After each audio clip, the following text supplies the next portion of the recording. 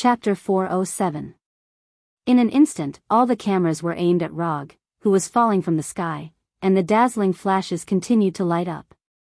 No one thought that Rog would appear at the scene of the protest at this time, and in such an unfriendly way. Unlike the protesters who suddenly quieted down and showed a panicked look, the reporters present couldn't help but smile.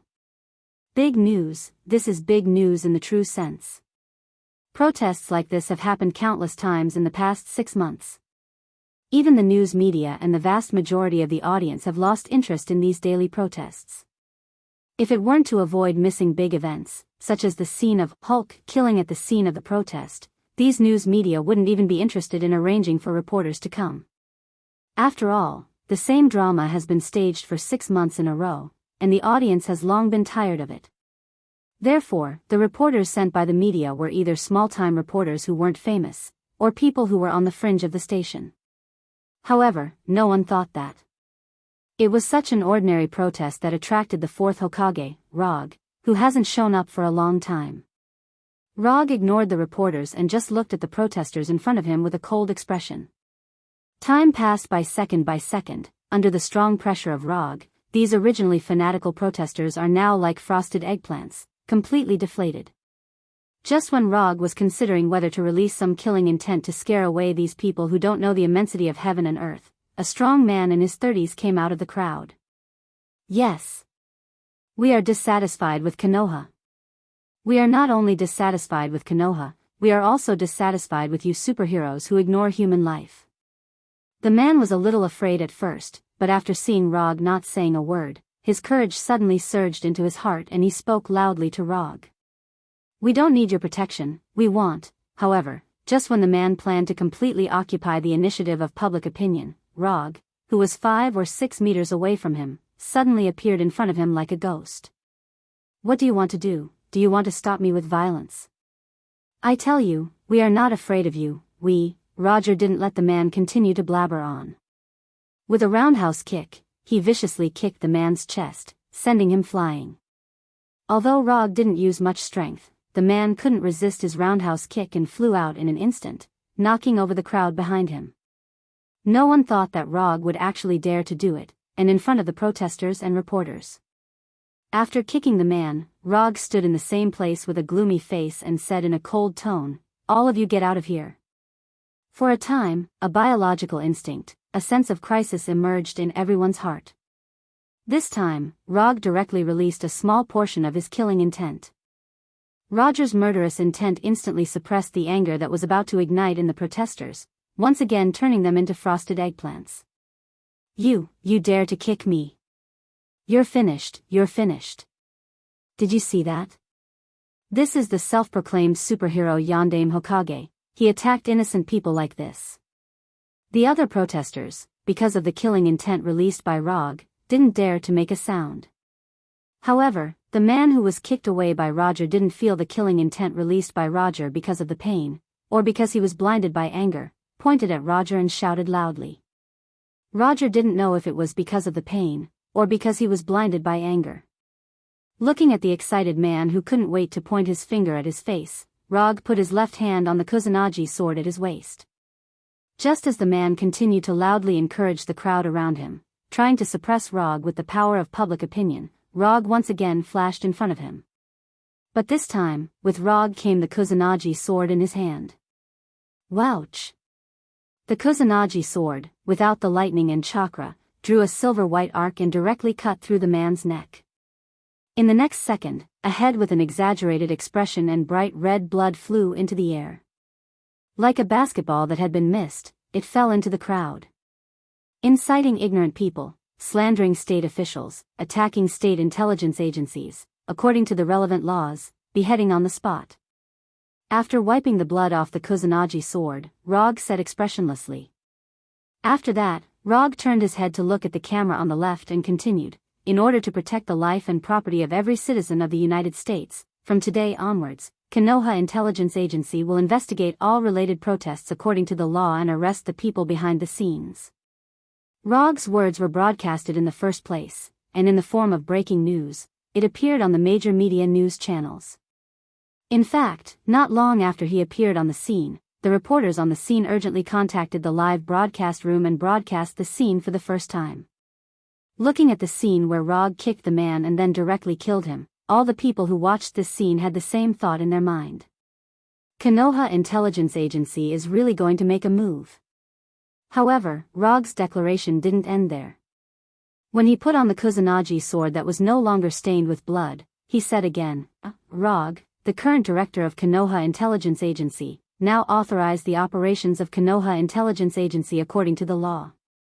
During the operation of Konoha's relevant personnel, if there is any obstruction, the personnel can use force according to the law to kill the obstructor. For the relevant personnel who obstruct Konoha's operations or assist the people behind the protests to avoid investigation, Konoha will fully investigate their social relations and do its best to protect the safety of citizens and the state. Although Rog said it very euphemistically, as long as one has the basic ability to think, they can see the real meaning of this authorization declaration. Simply put, if you participate in protests or obstruct Konoha's investigation, Konoha's personnel will not only kill you, but also investigate your family, parents, and friends. Of course, the means of investigation may be a bit different from the civil rights of citizens. However, this is not the first time Konoha has done this kind of thing. When Konoha captured the remaining members of Hydra, Konoha did something similar. It's just that at that time, Rog didn't disclose the authority of Konoha's personnel to the public. But this time, not only did he directly disclose the authority of Konoha's personnel to the public, but he also did it after killing a protester. Rog is different from Tani and others. He has no feelings for this country. More importantly, he won't be bound by public opinion or official procedures like Tani and others.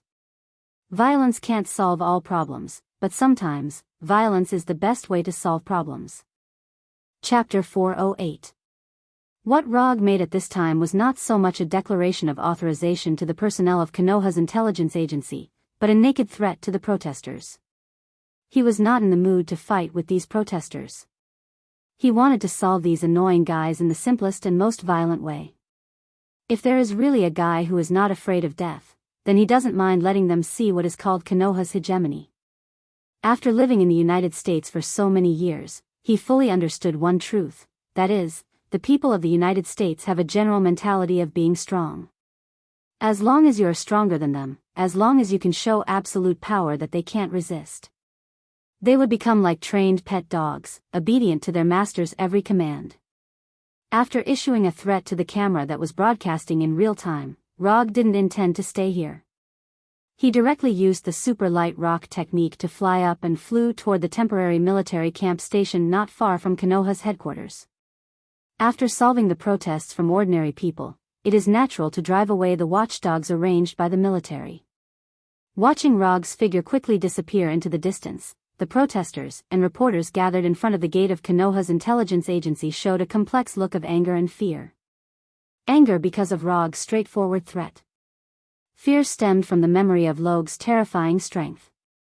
Not long after Rog left, the protesters who had gathered in front of Konoha's gate for several days immediately disappeared. Even the various garbage left by them was cleaned up by them. Rog is not worried about whether the protesters will continue to gather in front of Konoha's gate and refuse to leave. If these people still don't leave when he returns to Konoha, then they don't have to think about leaving. Using thunder-like means to solve the various protests facing Konoha and the Restoration Alliance is something he has planned for a long time. However, he didn't tell Tani and others about his plan. Not long after, Rog flew over the temporary military camp a few kilometers away from Konoha's headquarters and looked at the army below. Without any hesitation, he made another superhero landing and landed directly in the center of the military camp. Boom! The sound of a huge collision rang out, like the sound of a bugle horn, causing the entire military camp to come alive. Within a few seconds, several heavily armed teams came to the vicinity of Rog, looking vigilantly at the fourth Hokage who fell from the sky. Who is the supreme commander here? Rog ignored the muzzles aimed at him and said expressionlessly. If it was under normal circumstances, an intruder like him would definitely be attacked immediately. However, because of his identity, the soldiers in charge of security did not dare to pull the trigger. Although the fourth Hokage Rog is not like other superheroes who often carry out heroic actions to uphold justice. However, whether it was the warriors present or the ordinary people who were not present, none of them had ever doubted his strength. Some curious ordinary people, as well as some seemingly bored investigation organizations, had done some rigorous calculations on Rog's strength. The result of the calculation was that Rog alone can defeat the entire Avengers. Although Rog has not really fought with the Avengers, this calculation result, which was released by an unofficial investigation organization, was not only not denied by people, but also received a large number of support from the public. "I am the commander here, Colonel Jess." Not long after Rog asked, a middle-aged man in camouflage came to him and looked at him with a serious face. "I will give you half an hour to evacuate. After half an hour, if you still let me see you, you will bear the consequences." After threatening the ordinary people, Rog now threatened the military. "I did not receive an evacuation order from the army." Although facing Rog, who is far stronger than himself, Colonel Jess did not show any fear and said in a serious tone, "This is not an order from the army, it is my order. Remember, you only have half an hour." After saying that, Rog did not continue to pay attention to Colonel Jess and the soldiers around him, and flew again in the direction of Konoha's headquarters. Before flying back to his office, Rog took a look at the current situation of Konoha's gate. Yes, they left very thoroughly. At this time, in front of Konoha's gate, except for the body and head that were beheaded by his sword, no one could be seen. Compared with some time ago, the current Konoha's gate can be said to be empty, making people feel relaxed and happy. After flying back to his office from the huge open window, Rog directly called Hinata. "Hinata, get someone to dispose of the garbage in front of the gate. In addition, investigate the social background of this guy and see if there is any scroll behind him." The so-called garbage in Rog's mouth was the body with its head separated from its body. Just a few seconds after he ordered Hinata, the phone on the desk rang. "Are you crazy? Do you know what you just did?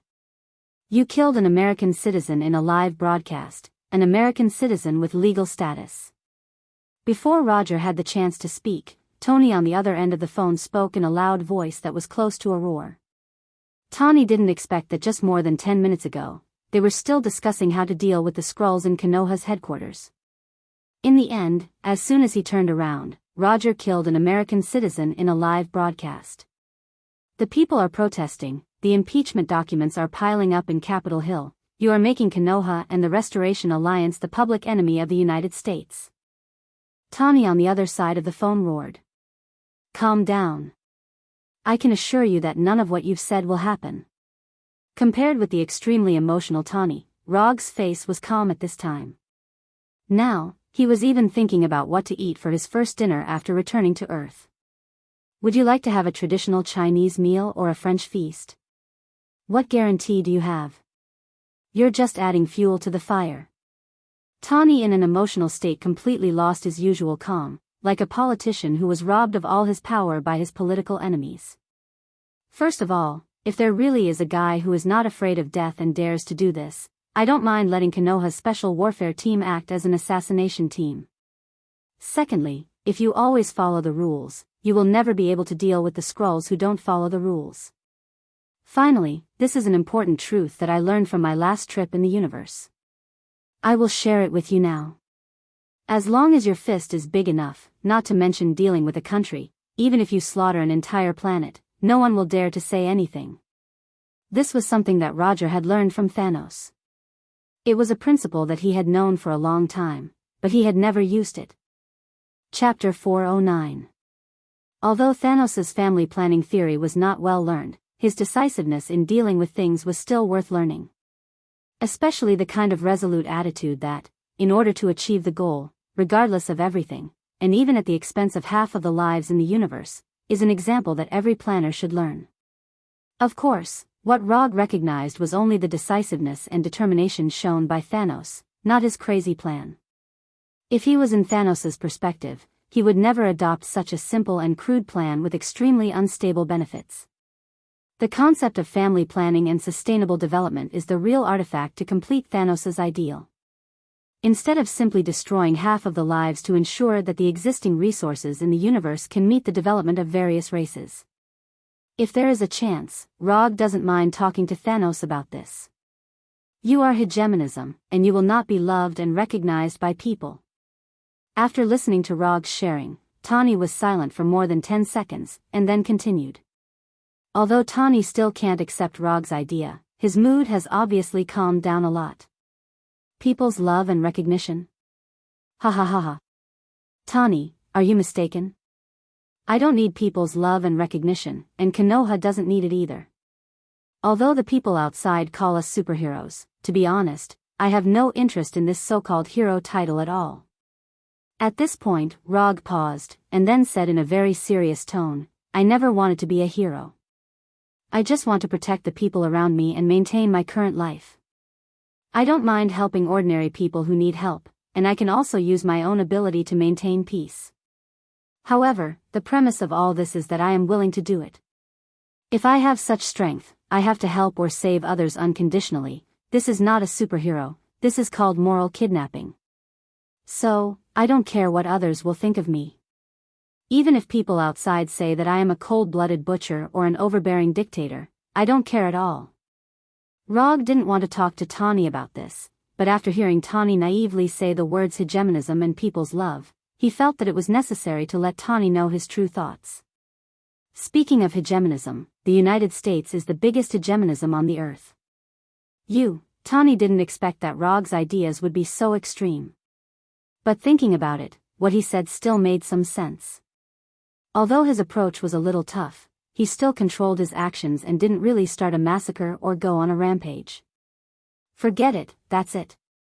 Since you dare to do this, it means that you are sure. After saying that helplessly, Tony hung up the phone. After ending the call with Tony, Roger didn't stay idle and immediately issued the latest action orders to all action teams in Konoha in the name of the director of Konoha's intelligence agency. With New York and Washington as the center, thoroughly investigate all protest actions. Since the Skrull people used the card of encouraging people to protest superheroes, then Rog didn't mind directly tearing up this card. The practice of public pressure may be useful for native superheroes like Tawny. But for Rog, who doesn't play by the rules at all, it doesn't make sense at all. Only when people care about public opinion and people's evaluation, this kind of public pressure will have the desired effect. What Rog did was to openly stand on the opposite side of public opinion and directly use force to threaten these people. Only magic can deal with magic, similarly, only hooligans can deal with hooligans. And Rog is the hooligan with the bigger fist. More than half an hour later, he used chakra perception to perceive the situation at the temporary military camp. As he expected, after he personally appeared and issued a threat, the military behind the temporary military camp chose to take a step back and withdraw the troops stationed near Konoha's headquarters.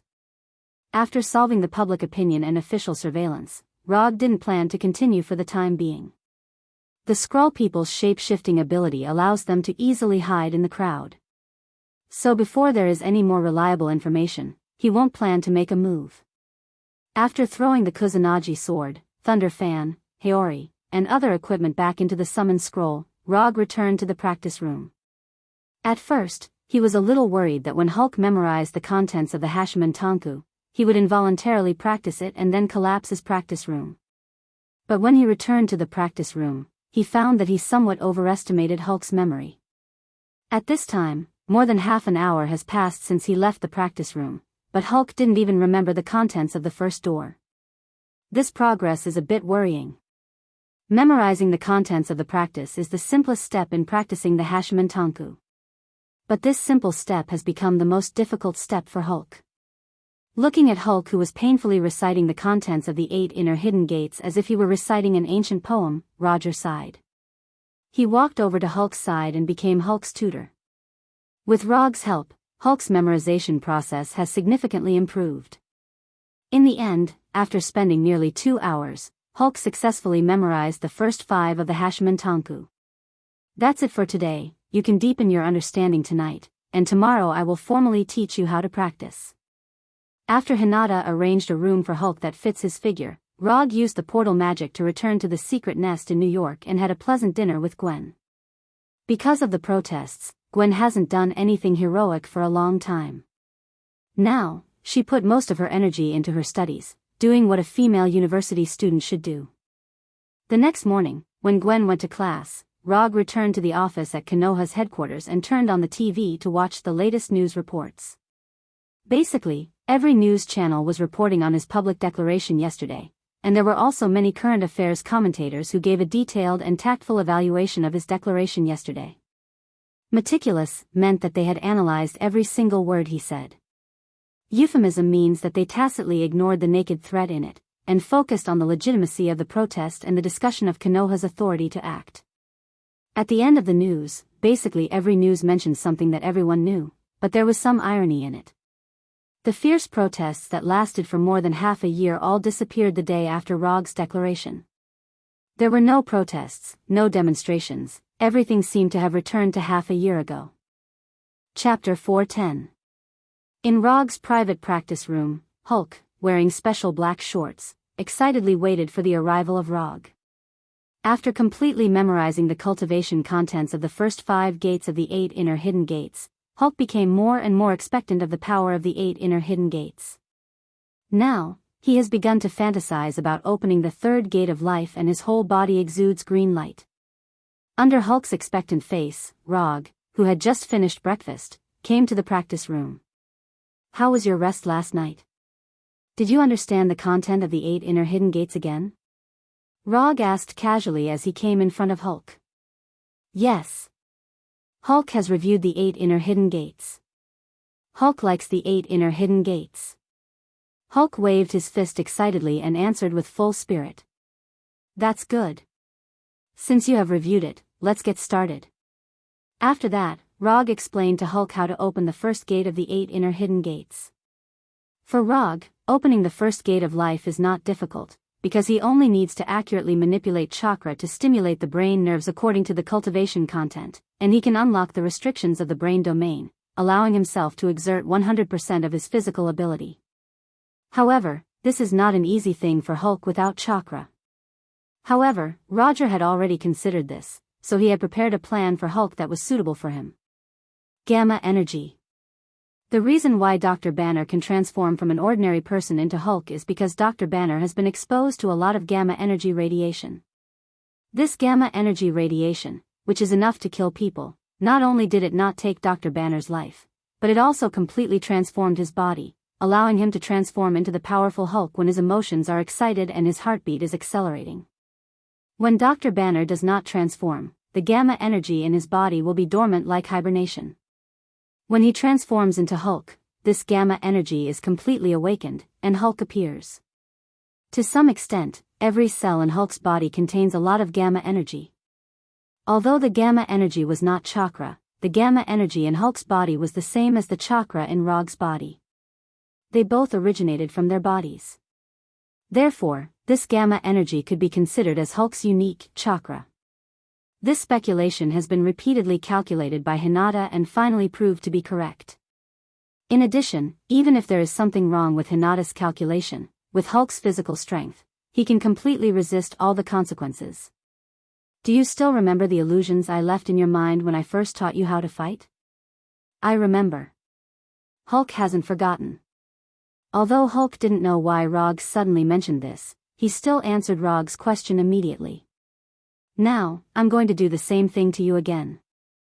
But this time, what I left for you is not some illusion of fighting, but a cultivation method, a method that will allow you to extract energy from your own body. Chakra is the product of the combination of physical energy and spiritual energy. Rog can't teach Hulk how to have spiritual energy, but he can teach Hulk how to extract physical energy, that is, how to extract the gamma energy in his body. As long as Hulk can successfully extract gamma energy from his own body and master this gamma energy, then the Hashiman Tonku will no longer have any barriers for Hulk to practice. No problem. Hulk nodded heavily, indicating that he understood. At the same time, Rog also changed his white eyes into 3 Tomo Sharingan.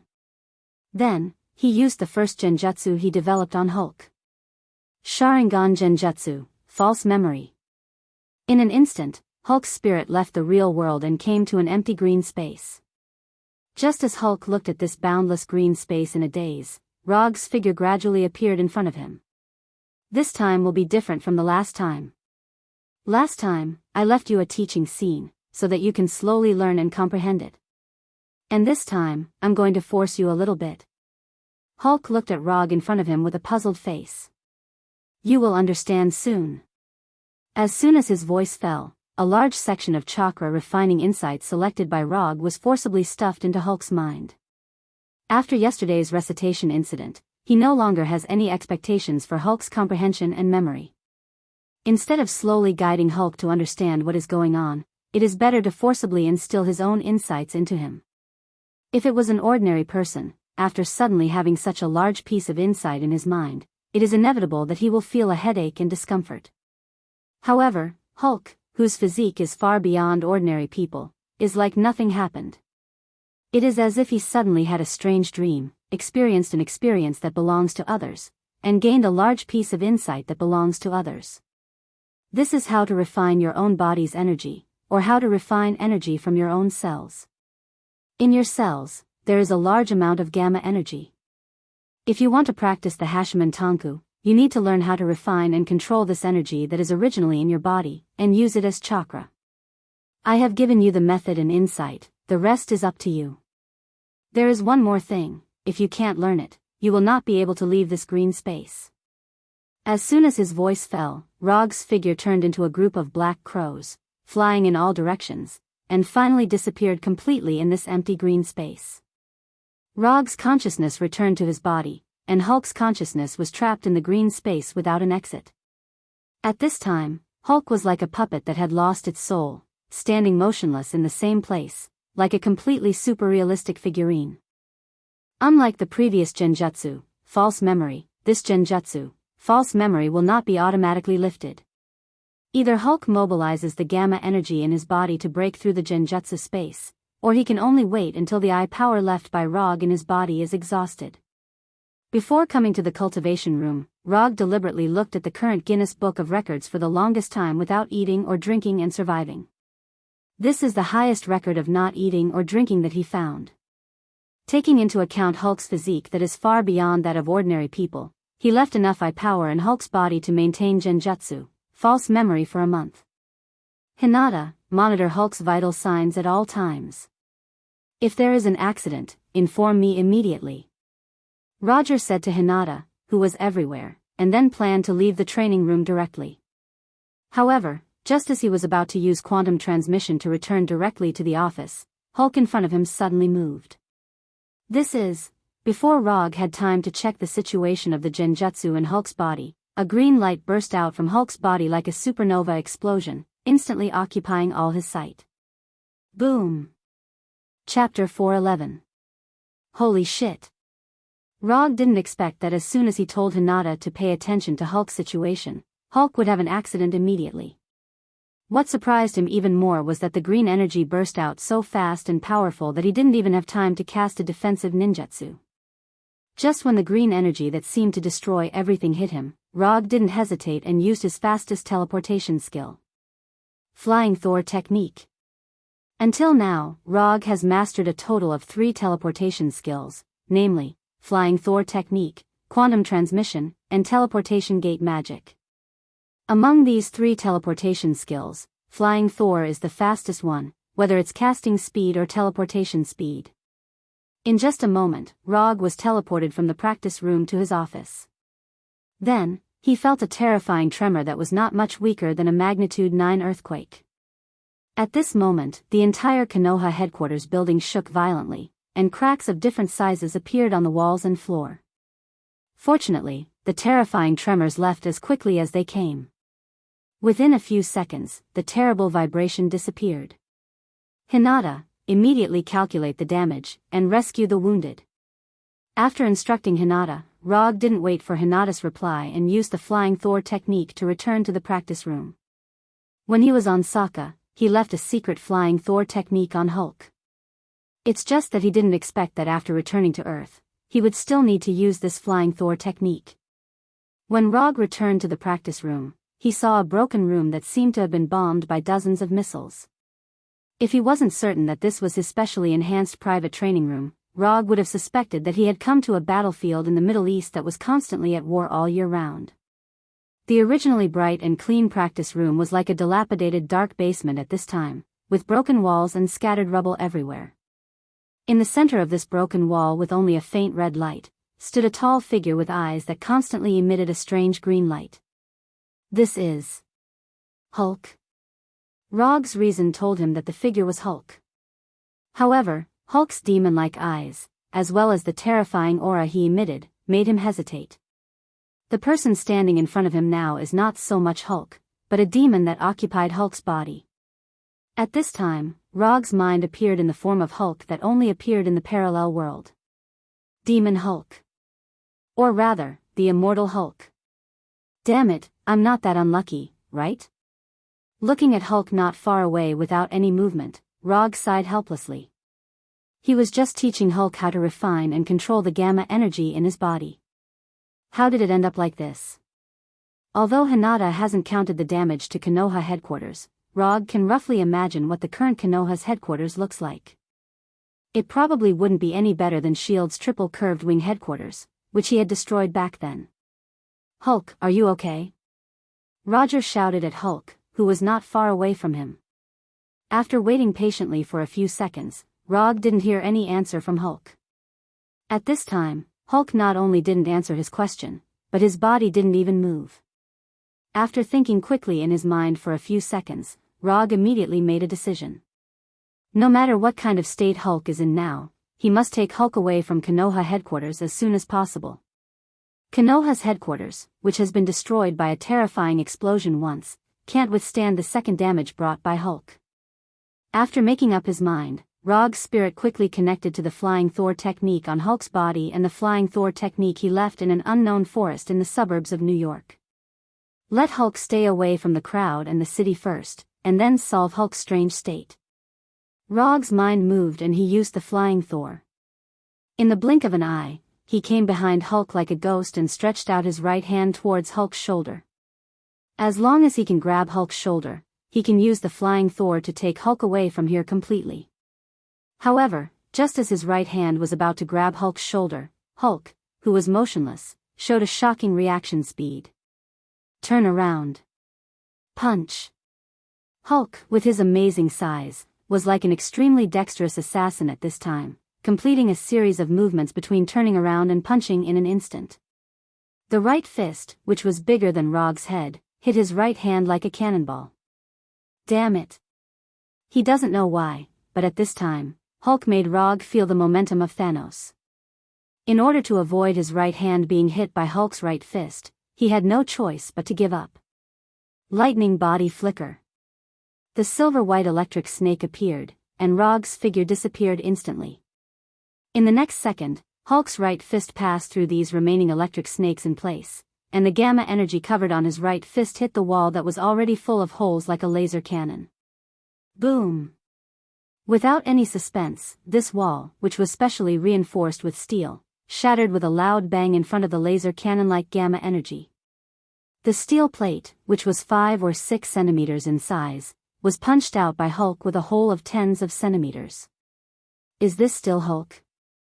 At this moment, Rog even felt that the person in front of him was not Hulk, but some super scion. Hulk, who didn't know any energy attacks before, now showed an extremely skilled energy attack. Although Hulk only used his right fist to launch an energy attack like a laser cannon, the energy control skills involved were not much worse than Chidori and Rasengan. Using the lightning body flicker, Rog smoothly dodged Hulk's punch and successfully opened a distance of more than 10 meters from Hulk. Looking at the steel plate that was punched out by Hulk, his face began to become very serious. Before Hulk retracted his right fist, Rog took out a Flying Thor kunai from the ninja tool bag, and then took a deep breath. Lightning body flicker. Without any hesitation, Rog rushed towards Hulk again. Just like before, just when he was about to reach in front of Hulk, Hulk, whose eyes were emitting green light, once again punched out his right fist towards him. Flying Thor. Just as Hulk punched, Rog's figure disappeared in front of him and flashed behind Hulk. If it was the previous Hulk, it would have been impossible for him to keep up with Rog's speed, and he could only helplessly endure the attacks from behind. However, the current Hulk is completely different from the previous Hulk. Just when Rog had just arrived behind him with the flying thunder god, Hulk once again showed dexterity and speed that were completely different from before, forcibly turning his body and facing Rog head-on. Hulk's instantaneous turn was completely within Rog's expectations. He had already seen it once, so how could he overlook this point? The speed of Hulk's turn can't be said to be slow, but at the moment when he just showed signs of turning around, Rog threw out the flying Thor kunai in his hand.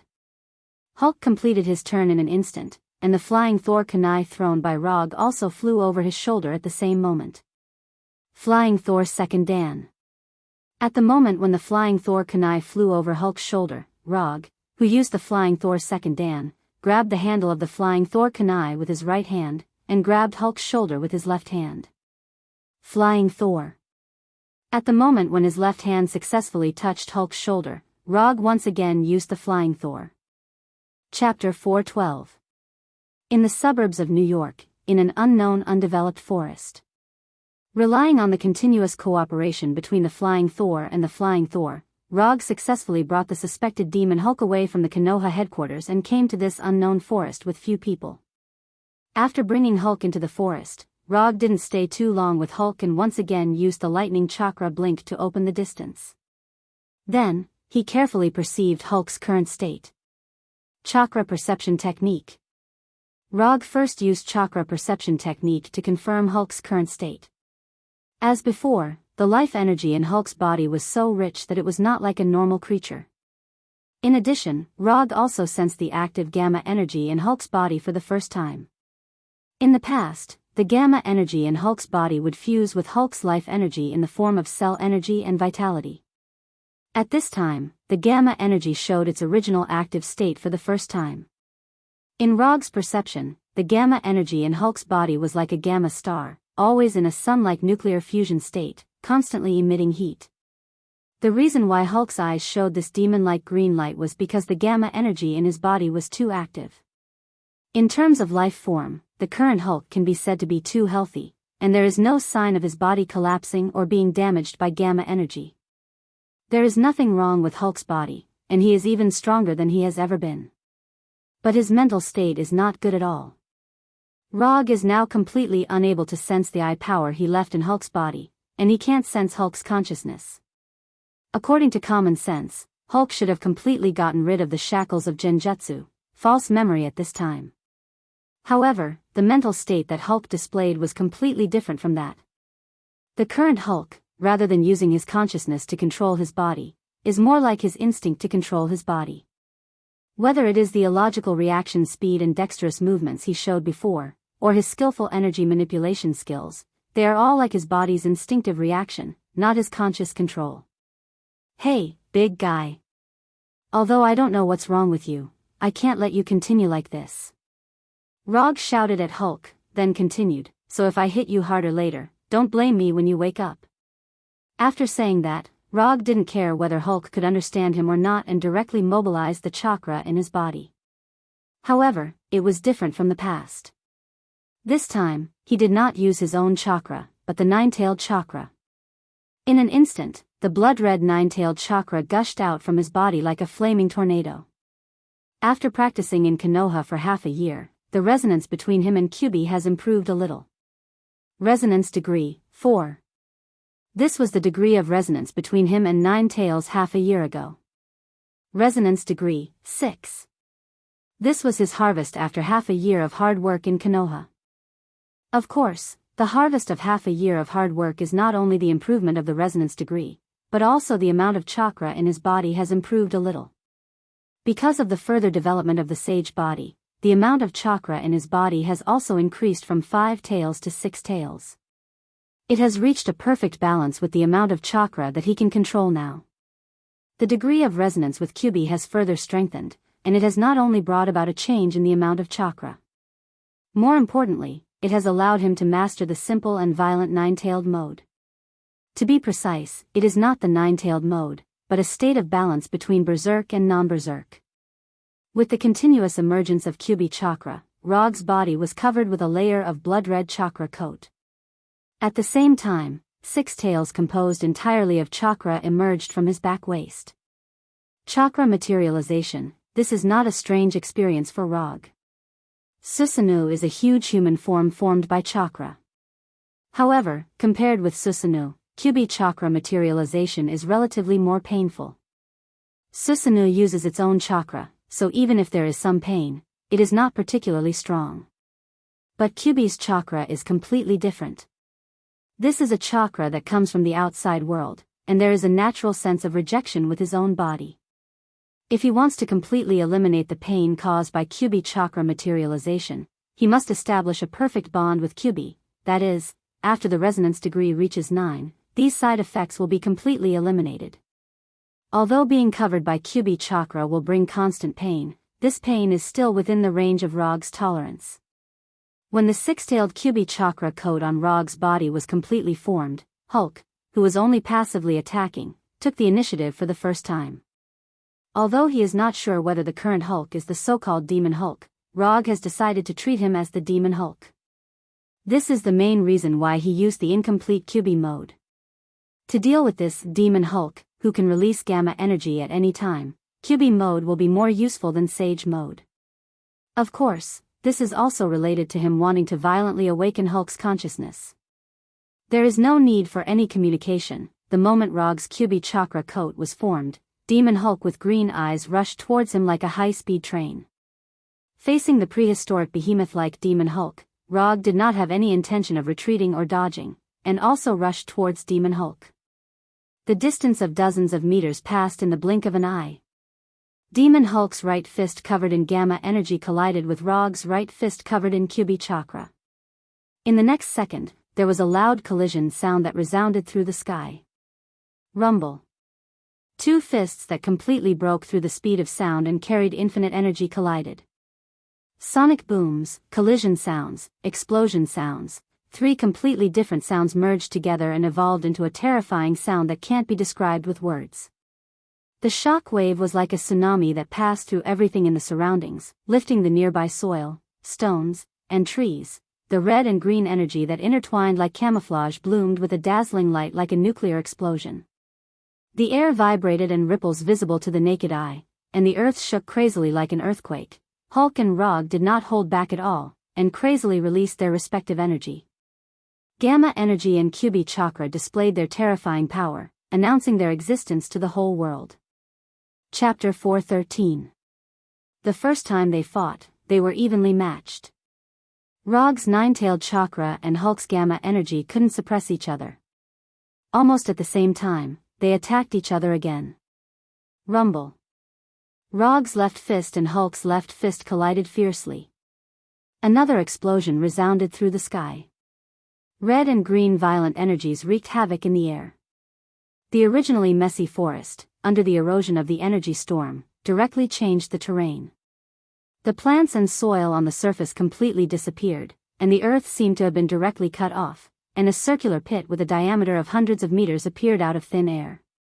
After another tie, Rog and Hulk chose to retreat at the same time. If it was the previous Hulk, he would never choose to retreat. However, at this time, he was completely following his instincts to fight, and for the first time, he made an unprecedented retreat that he would never consider in the past. After pulling away, Rog and Hulk seriously looked at each other. In the previous fight, neither of them had the upper hand. However, they both knew the approximate level of each other's current strength. In terms of physical strength, Rog was not as good as Hulk. However, the existence of the 9-tailed chakra coat made up for his lack of physical strength. Similarly, in terms of energy intensity, Hulk was not as good as Rog. However, the appearance of gamma energy gave him the confidence to compete with Rog. After a few seconds of confrontation, Rog and Hulk launched a second wave of attacks at the same time. More coincidentally, this time, they both chose to attack from a distance. Hulk's incomparably thick right arm was instantly enveloped by green gamma energy, like an energy cannon barrel that was accumulating energy. At the same time, Rog, who was wearing the 9-tailed chakra coat, controlled the 6 tails behind him. At the end of the tails, fist-sized red and blue chakra balls emerged, floating in the air like bubbles. The red chakra balls were condensed from the nine-tailed chakra. The light blue chakra balls were condensed from Rog's own chakra. When these red and blue chakra balls covered all the space around Rog, these chakra balls, which were just quietly floating, suddenly flew in the same direction, as if they were forcibly attracted by an invisible black hole. Bijadama. Rog was preparing to use Bijadama. The use of the nine-tailed chakra can be divided into two types. One is the nine-tailed chakra mode, which is the so-called nine-tailed mode. Nine-tailed mode is still not used by Rog yet. The other is the tailed beast mode he is now. Under normal circumstances, tailed chakra, chakra, chakra, chakra, chakra, chakra, chakra, chakra, chakra, chakra, chakra, chakra, chakra. In this state, chakra will become violent and aggressive because of the appearance of the tailed chakra. Rog is now in the first stage of the tailed beast mode, the tailed chakra coat stage. After the first stage, the body shape will change significantly, and the color of the tailed chakra will change into a dark red half-tailed beast mode. In the half-tailed beast mode, although chakra will still maintain a roughly human shape, he will fall into a berserk state, and his attack style will be more inclined to the real tailed beast. More importantly, in the half-tailed beast mode, chakra can use an incomplete Bijadama. After the half-tailed beast mode, it is the complete tailed beast mode. In this state, chakra can transform into a tailed beast, showing the complete tailed beast form, and exert 100% of the tailed beast's power, as well as the complete form of Bijadama. Rog, who is only in the first stage of the chakra coat stage, can't use the incomplete Bijadama that can only be used in the half-tailed beast mode. However, compared with other chakra, he has a unique and special trump card: Sharingan and Senjutsu. Of course, it can also be understood as Sharingan and Mokuton. The power of Sharingan and the vitality given by Senjutsu allow him to suppress the berserk side effect of the tailed beast chakra to the greatest extent. Therefore, at this time, although he has not entered the half-tailed beast mode, this does not affect him in the slightest to use the incomplete Bijadama that can only be used in the half-tailed beast mode. The red and blue chakra balls quickly merged together, turning into a basketball-sized black chakra ball. However, in the next second, the black chakra ball began to shrink rapidly, from the size of a basketball to the size of a thumb. Looking at the black chakra ball floating in front of his mouth, Rog hesitated for a second or two. However, in the end, he opened his mouth and ate the black chakra ball that was only the size of a thumb.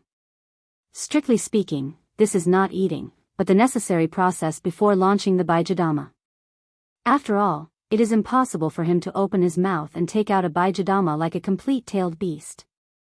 Therefore, before launching, he needs to do some extra preparations. When Rog swallowed the black chakra ball, Hulk in the distance also made the final preparations.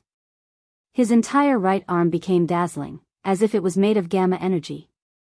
A long time ago, Rog was curious about a question.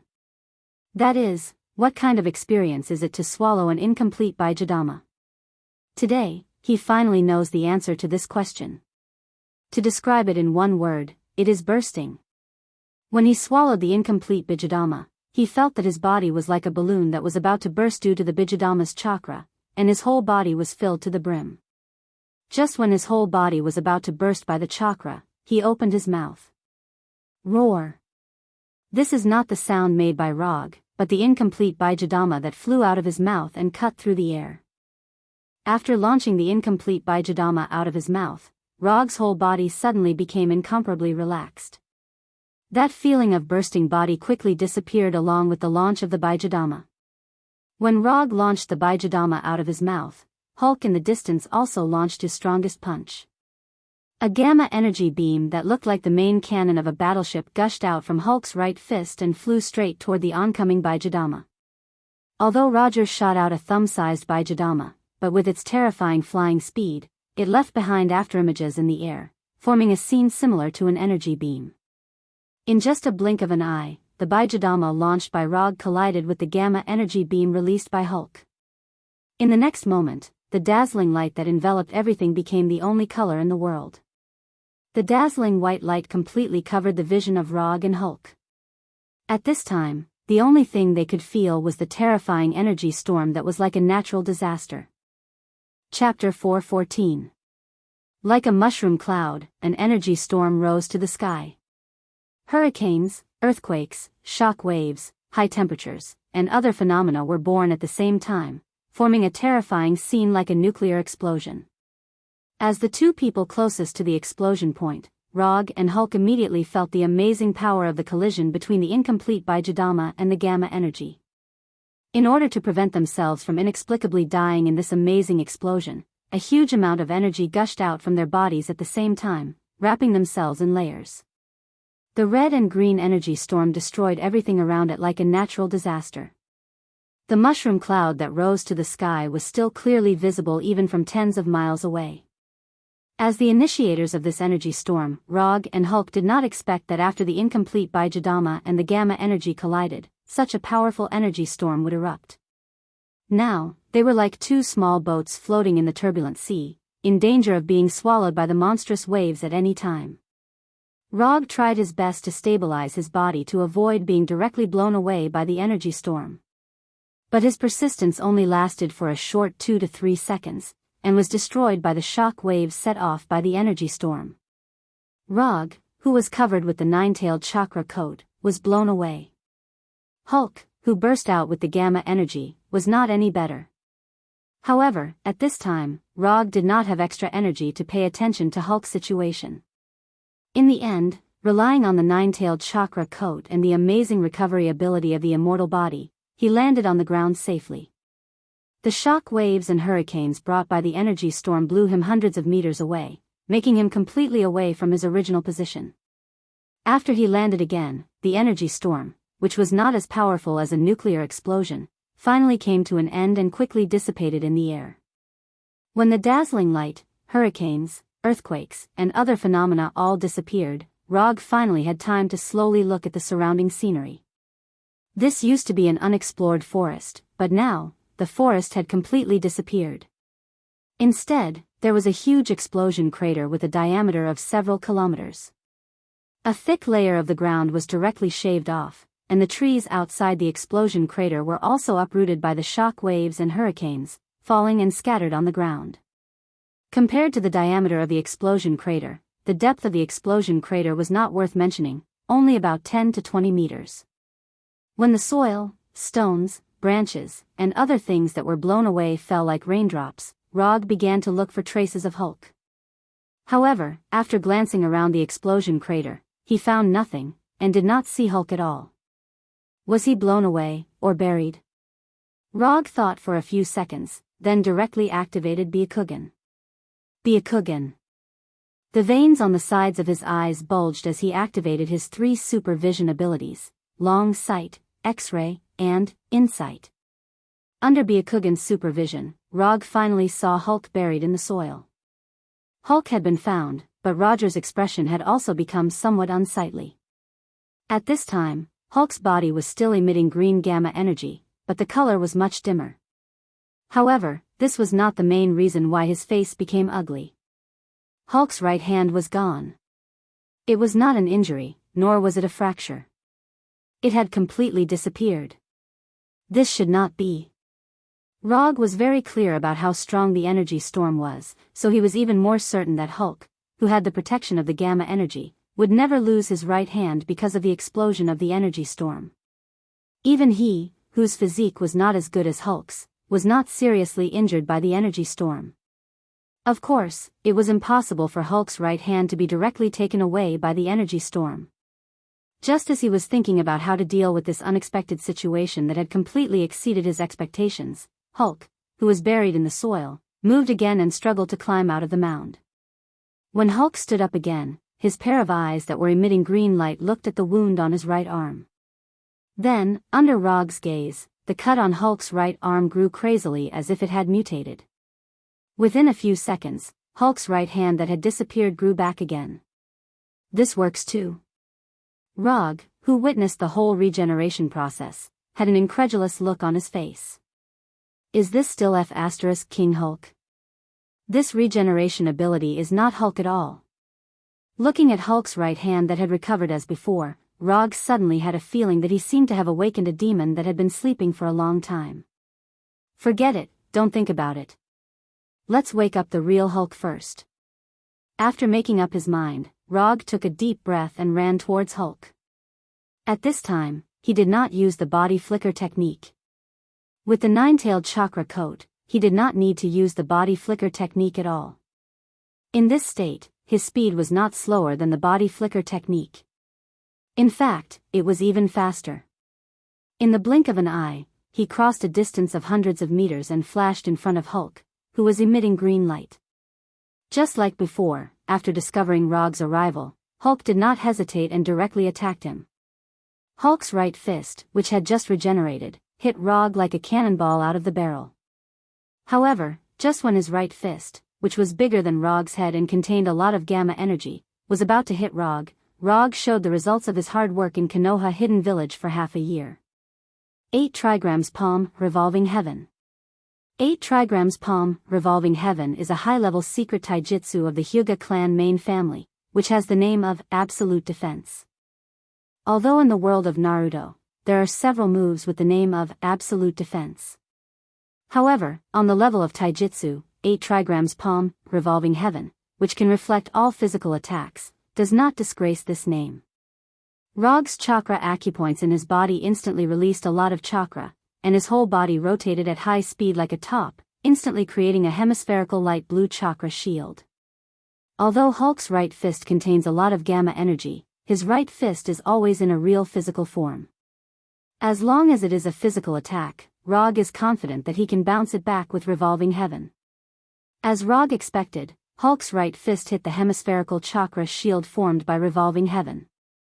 Then, it was bounced back by the high-speed rotation of chakra shield. The huge rebound force made Hulk involuntarily step back a few steps, and his footsteps became a little staggered. If it weren't for Hulk's huge body and the existence of gamma energy in his body, Rog's 8 trigrams palm revolving heaven would have been enough to bounce him back. Although revolving heaven did not completely bounce Hulk back, it did not affect Rog's next plan in the slightest. Just after Hulk staggered back, Rog stepped forward like Hulk's shadow, and the Kyubi chakra in his palms was instantly replaced by his own chakra. Soft Fist 8 trigrams palm. Chapter 4:15. Like the 8 trigrams palm, revolving heaven, the soft fist technique, 8 trigrams 64 palms is also a secret taijutsu passed down from generation to generation in the Hyuga clan. By attacking the 64 acupoints in the enemy's body, it seals the enemy's chakra flow and causes damage to the enemy's meridian system. Before performing, it is necessary to construct a huge 8 trigrams diagram in the user's mind with himself as the center. The size of the 8 trigrams diagram determines the attack range of the 8 trigrams 64 palms. Due to the difference in strength, the size of the 8 trigrams diagram constructed by each user is different. When he was training hard in Konoha Hidden Village, Rog tested the size of his 8 trigrams diagram. With his position as the center, the range within a radius of 10 meters is within the attack range of his 8 trigrams diagram. Once beyond this distance, his 8 trigrams 64 palms will be at risk of being interrupted. Unlike other moves, if all the 8 trigrams 64 palms cannot hit the opponent, the power of the attack will be significantly reduced. Therefore, whether or not all the 64 palms can be completed becomes the key to whether or not the full power of this move can be fully exerted. Under normal circumstances, Rog will not let the opponent be more than 10 meters away from him, resulting in the interruption of his 8 trigrams 64 palms. However, no one can be sure whether or not accidents will happen in the battle. What Rog can do is to ensure that the 64 palms combo will not be interrupted as much as possible. After approaching the retreating Hulk like a shadow, Rog did not hesitate. His hands were like bullets fired from a Gatling gun, hitting Hulk's body like a storm, forcing Hulk, who was already staggering, to retreat. 2 palms, 4 palms, 8 palms, 16 palms. Relying on the lightning-like speed of his palms, Rog finished the first 16 palms in an instant and hit his chakra into several key acupoints in Hulk's body. Rog's attack speed at this time was fast enough that even Hulk, who was being attacked, could not see his every punch clearly. But for Rog himself, his current palm speed is still too slow, so slow that it makes him dissatisfied. If he was facing a human ninja who had chakra like him, then he would have finished the 8 trigrams 64 palms by now. 8 trigrams 64 palms is a taijutsu that was developed based on the physical condition of a normal human ninja. Therefore, when facing these enemies, there was no need to make any changes to the 64 palms of the 8 trigrams. Because every human ninja's meridian system is the same, the location of the chakra acupoints is also the same. There will never be a situation where the same chakra acupoints appear in different locations. However, what Rog is facing now is not a human ninja, not even a human. Through his Byakugan's X-ray vision, he could clearly see how the gamma energy was flowing through Hulk's body. He knew what form the gamma energy was in and how it was flowing through Hulk's body. To seal the chakra flow of a human ninja, he only needs to attack the 64 chakra acupoints that have long been thoroughly studied. However, if he wants to use his own chakra to seal the gamma energy flow in Hulk's body, Rog needs to find the critical 64 flow nodes again. This also means that he must find these critical energy flow nodes through Byakugan in the shortest time, and use his own chakra to seal the gamma energy flow in Hulk's body through the 64 palms of the 8 trigrams 64 palms. This kind of thing doesn't seem to be particularly difficult. But it's not easy at all to actually implement it. At this time, Rog is not so much performing the 64 palms of the 8 trigrams 64 palms that he has practiced. It's better to say that he is looking for the key acupoints in Hulk's body while performing the 64 palms tailored for Hulk. In principle, the 64 palms of the 8 trigrams 64 palms that he is currently performing is no different from the Hyuga clans.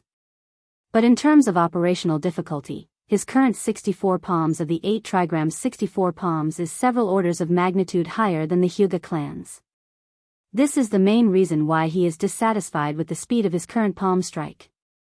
If it was the 64 palms of the 8 trigrams 64 palms under normal circumstances, he would have finished all 64 palms by now instead of just finishing the first 16 palms. But fortunately, Hulk hasn't been able to react at this time. Of course, it's also possible that he has already reacted, but he was temporarily unable to resist Rog's rapid attacks. 32 palms.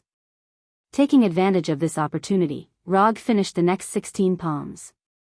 When Rog completely finished the 32 palms, Hulk finally found the opportunity to raise his hand and counterattack. However, before he could fully raise his hands, he was forcibly interrupted by Rog, who noticed it in advance. Although raising your hand and punching seems to be a very simple action, in order to complete this simple action, it requires the cooperation of multiple muscle groups in the body to complete this seemingly simple action. In front of Rog, who activated the Byakugan, Hulk's attempt to raise his hand triggered a muscle reaction, which was caught by him in time. In order to interrupt Hulk's idea of counterattack that he shouldn't have, and in order not to interrupt the chain of 64 palms, he even silently adjusted the order of the palms, and the attack that was originally supposed to be made after 50 palms were made in advance. In order to destroy the mobilized muscle groups that Hulk needed to raise his hand in advance, and before the counterattack was formed, he would resolve this counterattack that would occur in the future. At this time, Hulk didn't expect that his actions would be seen through in advance, and the only chance to counterattack was lost in his hands. After neutralizing the counterattack that Hulk had yet to unleash, Roger once again increased the speed of his palm strike, venting the remaining attack onto Hulk's body. 64 palms. When he made the last palm strike, Rog's right palm not only hit his chakra into Hulk's body, but also used all the strength in his body to hit Hulk's chest fiercely, sending him flying. When all 64 palms of the 8 trigrams were finished, Rog did not immediately pursue Hulk, who was sent flying, but stood in place and roared. Ah! 64 palms of the 8 trigrams, he has made hundreds of thousands of palms in Konoha Hidden Village. But there had never been a time like this that made him feel such unrestrained pleasure. 8 seconds. This was the time from when he got close to Hulk, to when he finished the 64 palms and sent Hulk flying. In this short 8 seconds, he first used the Byakugan to observe the gamma energy flow in Hulk's body in detail, and then according to Hulk's actual situation, he found the 64 key acupoints, and finally all the 64 palms of the 8 trigrams were hit on the established acupoints, completing the first battle of the 8 trigrams 64 palms. Chapter 4:16. After venting the uncontrollable excitement in his heart, Rog came to the front of Hulk, who had been blasted away for dozens of meters. At this time, Hulk no longer looked the same as before. Although there were no obvious scars on the surface of his body, the green light emitted from Hulk's body had completely disappeared. Not only that, but now Hulk has also lost consciousness in the true sense, lying motionless in the huge crater. Unlike before, although there was no self-consciousness, he was moving under the instinctive control of the body. The damage caused by using Hyuga's soft fist can only be seen on the surface of the body. It is impossible to accurately see the real damage. In order to confirm Hulk's true state at this time, Rog used the Byakugan's ability to see through Hulk's internal injuries in detail. Of course, when observing Hulk's physical injuries, he took the initiative to avoid some key parts of the lower body, so as not to leave any indelible shadow in his heart. Rog is a very confident man, but his confidence is only based on the situation of normal human beings. Mutant creatures and alien races are not in his comparison standards. It's the same as you can't compare a mouse with a tiger in terms of physique and strength. Although they are both mammals, this comparison is unfair to them. After carefully observing the injuries in Hulk's body with the Byakugan and confirming that he did not leave any irreparable serious injuries to Hulk, Rog removed the Kyubi chakra coat from his body and closed the Byakugan. It's finally done. Looking at Hulk, who had completely fainted, Rog finally breathed a sigh of relief. He didn't think that just teaching Hulk how to refine gamma energy would cause such troublesome consequences. This also made him seriously consider a problem, that is, whether to teach Hulk the practice content of the last 3 gates of Hashimantanku. If the abnormal Hulk, who is very similar to the demon Hulk, opens Hashimantanku, then even if he uses all his cards, he doesn't have much confidence to completely subdue Hulk without harming his life. After taking a look at the crater that looked like it was caused by a nuclear explosion, Rog's body shone with a brilliant aurora-like light. He constructed a hemispherical quantum energy shield, completely enveloping himself and Hulk. In the next second, the brilliant hemispherical quantum energy shield disappeared, and the figures of Rog and Hulk also disappeared completely. After making such a big movement in this unknown forest, as long as the staff of the NSA and the military haven't collectively resigned, then they must have sent an action team here by now. Rog, who had just threatened the military yesterday, doesn't want to meet with these officials. If he could, he even hoped that these officials would ignore what happened in the forest. But he knew that this was just an unrealistic fantasy. Although the energy storm caused by the collision between the incomplete Baijidama and the gamma energy had dissipated, the energy radiation from the explosion still filled every corner of the crater. As long as these official organizations investigated a little, they would be able to find out that the terrifying explosion just now was caused by him and Hulk. But this is not a particularly troublesome thing. It will only slightly stimulate the already sensitive nerves of these officials. Rog didn't take Hulk directly back to Konoha's headquarters, but took Hulk to another unknown forest far away from New York. Before Hulk woke up and figured out what happened to him, Rog would never take Hulk back to Konoha's intelligence agency headquarters. He didn't want to destroy his largest base on Earth. Before Hulk woke up, Rog took the time to go to the supermarket in a nearby city and bought some necessities for outdoor life and barbecue. If there is no accident, Hulk won't be able to return to Konoha's intelligence agency headquarters and the Federation headquarters before he completely put an end to the hidden dangers. When night fell, Rog began his traditional craft, barbecue. He didn't know if Hulk finally slept enough or was awakened by the aroma of barbecue. When Rog just baked the first barbecue, Hulk woke up. Eat something first. You should be hungry by now. After that, Rog handed the barbecue in his hand to Hulk. At this time, Hulk didn't seem to be fully awake. He took the barbecue handed by Rog with confused eyes and instinctively ate it. In the following time, Rog and Hulk didn't speak and silently enjoyed tonight's barbecue dinner. The sizzling sound of the barbecue and the sound of insects in the distance became the only sounds at this time. When the two of them worked together to kill a large amount of barbecue that was enough for more than a dozen strong men to eat, Rog finally said the second sentence of the night. Do you remember what happened before? Hulk can see what happened outside. Hulk can't control his body. Perhaps he felt that he lost control again. Hulk's mood was a little low at this time, and there was an unspeakable grievance in his tone. It's not your fault. Strictly speaking, I'm the main person in charge of this accident. I trapped your consciousness in the illusion space, which caused all of this to happen. Looking at Hulk's depressed face, Rog comforted him. At the same time, he picked up 2 cans of cold beer and threw one of them to Hulk, who was sitting opposite him. After opening the beer and taking a sip, he continued to ask, "After I left the illusion space, what happened?" "Hulk refined energy according to the method you taught." Hulk refined gamma energy. But this energy was not controlled by Hulk, and it took over Hulk's body. Hulk tried his best to explain, but he didn't understand why his body was forcibly controlled by gamma energy. When you refined gamma energy and your body was controlled by gamma energy, did you see a green light door, or feel the existence of other consciousness? This question is very important to Rog. If Hulk really saw the green light, or felt the existence of other consciousness, it means that under everything that originally only existed in the parallel universe really appeared. Although this universe is chaotic enough, the appearance of another under everything is not a particularly serious matter. But this kind of extremely troublesome existence, if it cannot appear, it is best not to appear. No, Hulk didn't see the green light door, nor did he feel any other consciousness. Hulk seriously recalled for a moment before replying with absolute certainty. "That's good. That's a good thing." Without the green light door and under everything, there is only one reason why Hulk went berserk before. Chapter 4:17. Since it was not caused by under everything, then the only reasonable explanation was that Hulk had refined too much gamma energy, causing him to lose control of his body. It was extremely easy to lose control of one's body when there was too much gamma energy in one's body. Such cases of loss of control were not rare. However, whether Hulk's previous loss of control was really related to him refining too much gamma energy, Rog could not give a 100% answer yet. Energy overload may only be one of the reasons for Hulk's loss of control. As for whether there were other secrets behind this loss of control, neither Hulk nor Rog knew for the time being. Can you still refine gamma energy now? You don't have to refine a lot, just a little bit will do, just like this.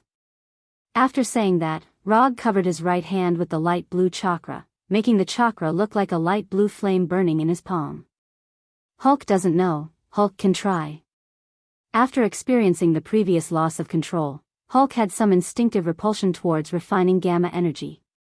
But he didn't want to disappoint Rog, so he copied Rog's appearance, raised his huge right hand, and began to refine gamma energy in his body. At this time, Hulk showed a rare cautious expression, looking at his right hand with a serious face. 1 second, 2 seconds, 3 seconds, time passed little by little, but there was no change in Hulk's raised right hand, neither gamma energy nor green light emitted from it. Rog did not rush Hulk, but patiently waited for the final structure.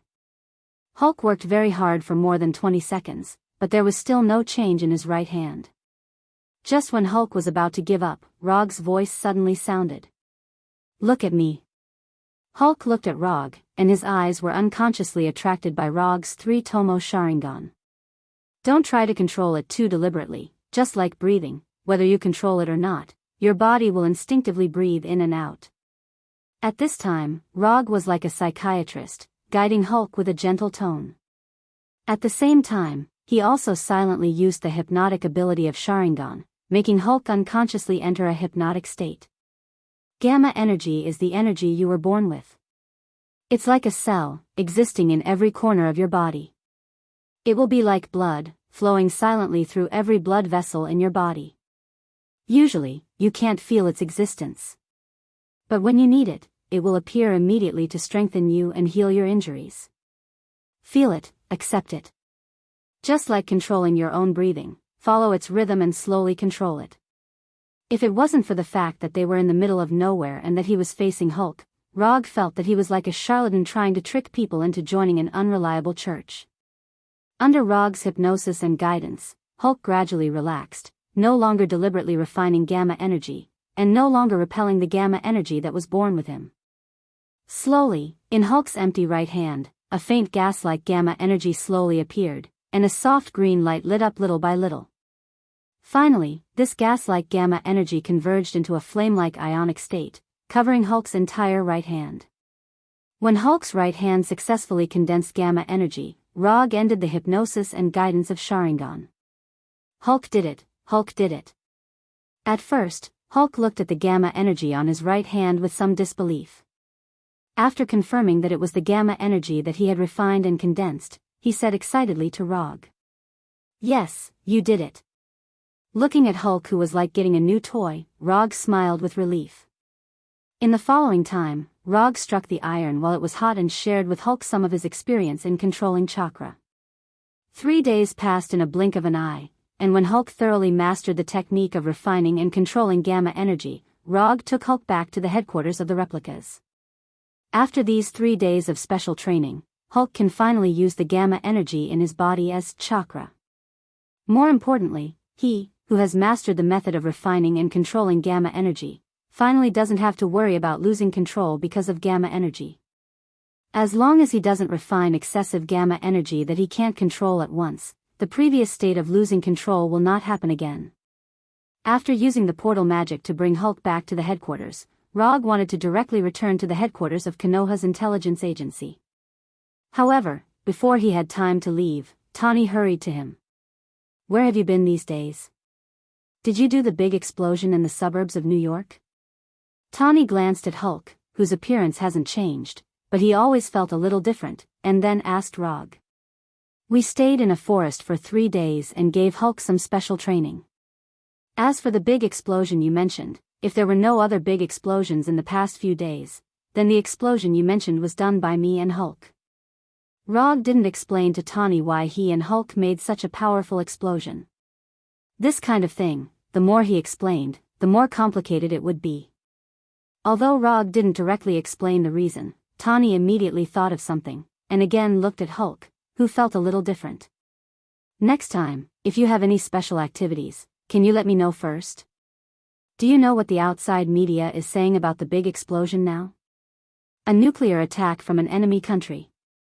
They almost described this big explosion as the fuse of World War III. Although Tani was very clear that the explosion had nothing to do with a nuclear attack, the ordinary people and the media didn't think so. Especially when the National Security Agency and the military jointly investigated the scene, but no information was released to the public. That was an accident, it shouldn't happen again in the future. Rog didn't dare to guarantee anything to Tani. No one could be sure about such things. "Shouldn't? Your answer is really reassuring," Tani said with some dissatisfaction, then continued, "About the explosion, I will let the media under my command appease the public, so that they won't be used by some people with ulterior motives." Although Tani didn't say it explicitly, Rog knew that the people with ulterior motives he was talking about were the Skrull people who wanted to see the world in chaos. In addition, the identification device you mentioned has a little problem now. I need a live research subject, if not, a dead one will do. Chapter 418. Rog doesn't have any talent in scientific research and development, but he can be a reliable assistant. "No problem, I will get you a living Skrull as soon as possible." After chatting with Tani for a while, Rog opened the portal again and returned to Konoha's intelligence agency headquarters. Compared to 3 days ago, Konoha's HQ looked much better. At least from the outside, the damage wasn't as serious as before. However, to completely repair it, it's obviously not something that can be done in just a few days. This is the damage caused by the accident 3 days ago. As soon as Rog returned to his office, Hinata projected the already calculated details of the disaster. Looking at the dense statistical details projected by Hinata, Rog frowned slightly. Although the damage to Konoha's HQ can't be compared to the explosion in the forest, it still caused huge damage. Not to mention the damage to the building, just the hundreds of people who were accidentally injured gave him a headache. Although there were no deaths, Konoha's search for traces of the Skrull became even more passive due to the injuries of these people. Give these injured people the highest standard of treatment and compensation. I don't want them to have the idea of leaving Konoha because of this accident. Rog didn't hesitate and directly ordered Hinata. After arranging the treatment plan for the injured people, he browsed through the disaster situation of Konoha's HQ. The repair and reconstruction of damaged buildings, the repair and replacement of destroyed equipment, a list of categories constantly passed through his eyes. After looking at the final loss in the hundreds of millions, Rog sighed helplessly. If he knew this would happen, he would never have taught Hulk Hashiman Tonku in his private practice. Although Konoha isn't short of money now, a string of numbers that look similar to a phone number still makes him feel a burst of heartache. The specific repair and reconstruction work will be done according to your plan. In addition, send the latest instructions to the special forces outside, let them capture a scroll and bring them back to the HQ without endangering their own safety. If they can't capture a scroll alive, bring back a scroll's body. After he issued a public declaration, most of the action personnel in Konoha's headquarters were sent out. Even Daisy, Pietro, and the others were also searching for the whereabouts of the scrolls. Now, in addition to some necessary security forces, the rest are some logistics and technical personnel. This was also the main reason why he was worried that the injured would think of leaving Konoha. It was common for combatants to be injured, so they wouldn't think too much about it. However, it was different for technicians. Their tolerance for injuries was naturally lower. After instructing Hinata, Rog did not intend to continue to stay in the office and directly returned to his room. After living in the wild with Hulk for 3 days, he needed to take care of his personal hygiene and get a good night's sleep. The next morning, after resting all night, he transformed into an ordinary blonde youth and quietly left Konoha's headquarters. Although Daisy and Pietro were now searching for the whereabouts of the scrolls outside, they didn't have a special identification device, so it was difficult for them to find the whereabouts of the scrolls in a short time. In order to solve the problem that Tani encountered in the development of the device as soon as possible, he could only choose to do it himself. After transforming into an ordinary person, he didn't choose to look for the scrolls in Washington, but instead came to New York. After using quantum transmission to reach the top of a building, he took a deep breath, then used chakra perception. Different races have different life energy signals. Even if the scrolls can transform into the appearance of the Earthlings, their life energy signal can't be exactly the same as the Earthlings. Of course, the above is only his guess. Before finding the real scrolls, he can't be 100% sure that his guess is correct.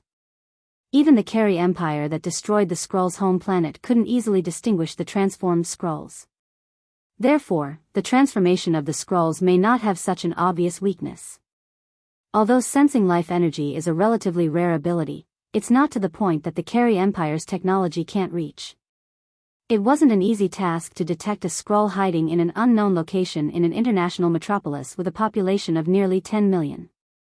Especially when he doesn't know what kind of life energy signal the transformed scrolls have. Time passed little by little. Rog continuously expanded his sensing range from the inside to the outside, trying to find the scrolls hiding in the crowd. However, after trying for nearly an hour, he helplessly ended his sensing. He can't sense anything. Apart from the special life energy signals he already knew, he didn't find any abnormalities.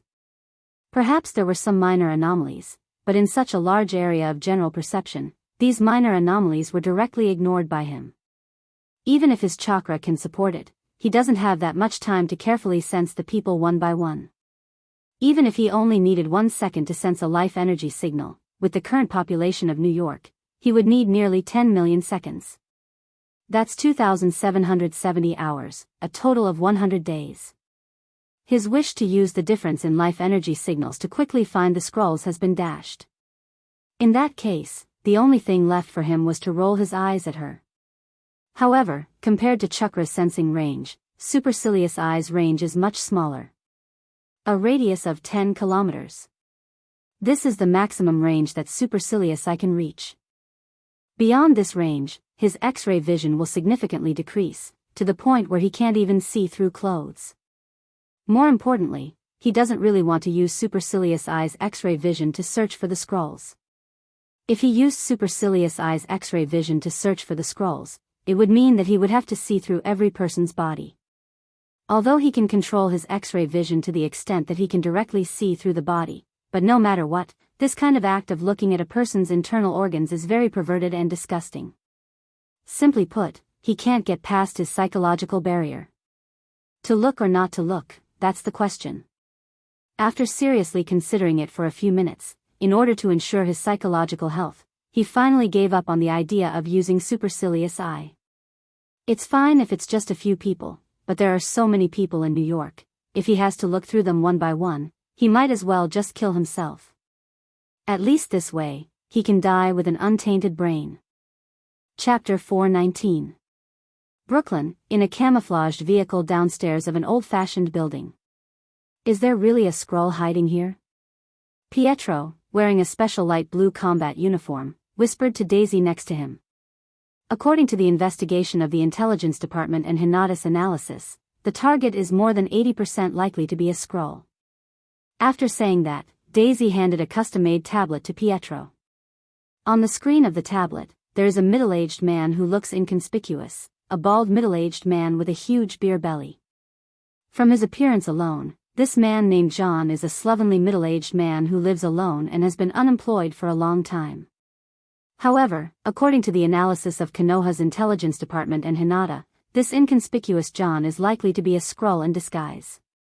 Although Tani hasn't invented a device to identify Skrulls yet, this doesn't mean that Konoha will wait in vain during this time. By analyzing John's behavior and comparing it with his previous life and habits, Konoha's Intelligence Department made an evaluation that John is suspected to be a Skrull. This evaluation of the Intelligence Department was further analyzed and confirmed by Hinata, and she obtained the same result. Then what are we waiting for?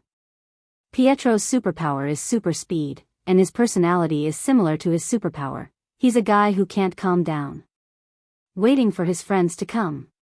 At this time, Daisy was wearing the black special combat uniform of Konoha's Intelligence Department, and her whole body exuded a serious aura. Before Pietro joined Konoha, Daisy was a member of the Special Combat Team. When she joined the Special Forces, she even rejected Roger's arrangement and started from the lowest level of the Special Forces. Even under such circumstances, she was still promoted to the position of captain of the Special Forces through her military exploits. The team that is acting with her now is the Special Combat Team that she led at the beginning.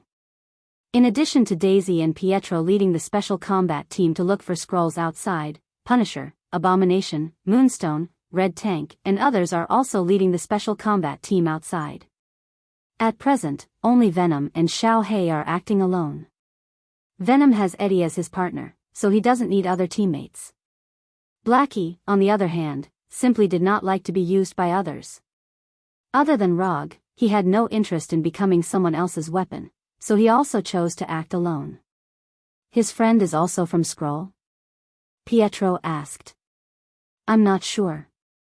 It could be a friend of John's real identity, or it could be a friend disguised as John's friend. The Intelligence Department is currently analyzing the situation, but due to the incident at the headquarters, the speed of the analysis is much slower. Speaking of the accident at the headquarters, Daisy and Pietro looked at each other helplessly. As soon as the accident happened, they received a message from Hinata, knowing that the accident was caused by Rog and Hulk. Rog is really something. He usually looks like a very steady person, but he always likes to do dangerous things. Recalling what Rog had done before, Pietro couldn't help but complain. It's not a good habit to talk behind someone's back. You won't be able to find a girlfriend if you keep doing this. As soon as Pietro finished speaking, Rog's voice came from behind him, startling him. No, I didn't. Pietro quickly explained and turned around to look behind him. No. Why are you here? Didn't Hinata say that you took Hulk outside? Pietro immediately changed the topic.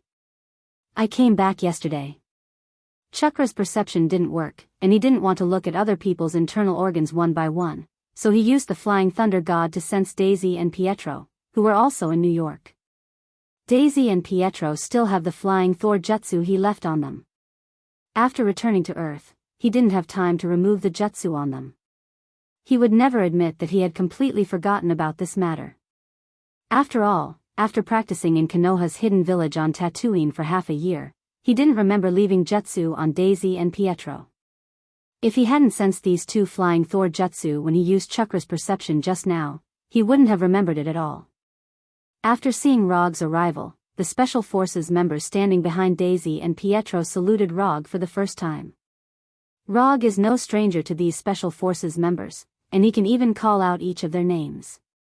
When Konoha's intelligence agency was first established, Konoha only had a little more than 100 Special Forces members. However, by now, Konoha's Special Forces members have developed to more than 200 people. Even the Umbu directly under him has developed from more than 30 people to more than 60 people. Whether it is these Special Forces members or the Umbu members, they have all been transformed by extremists.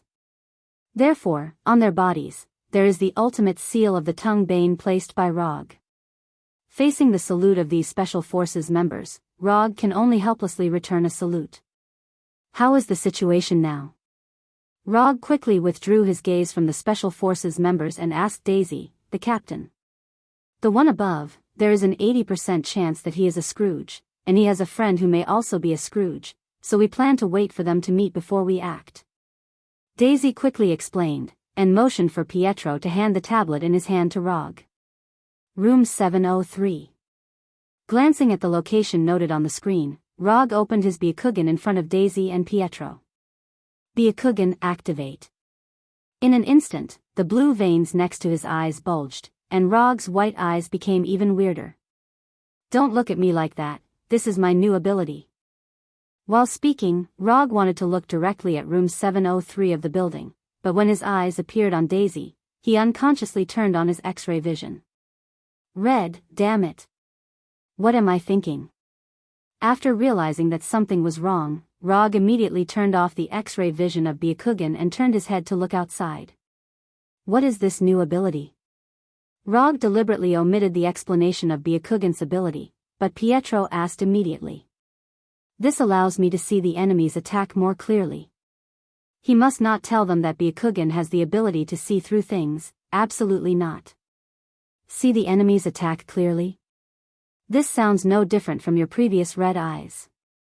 Pietro showed a, that's it, expression. The difference is big, you are still young, you don't understand this, I don't blame you. Rog cut off this topic in time. Chapter 420. In order to prevent Pietro from asking awkward questions, Rog didn't stay in the camouflaged mobile vehicle for too long.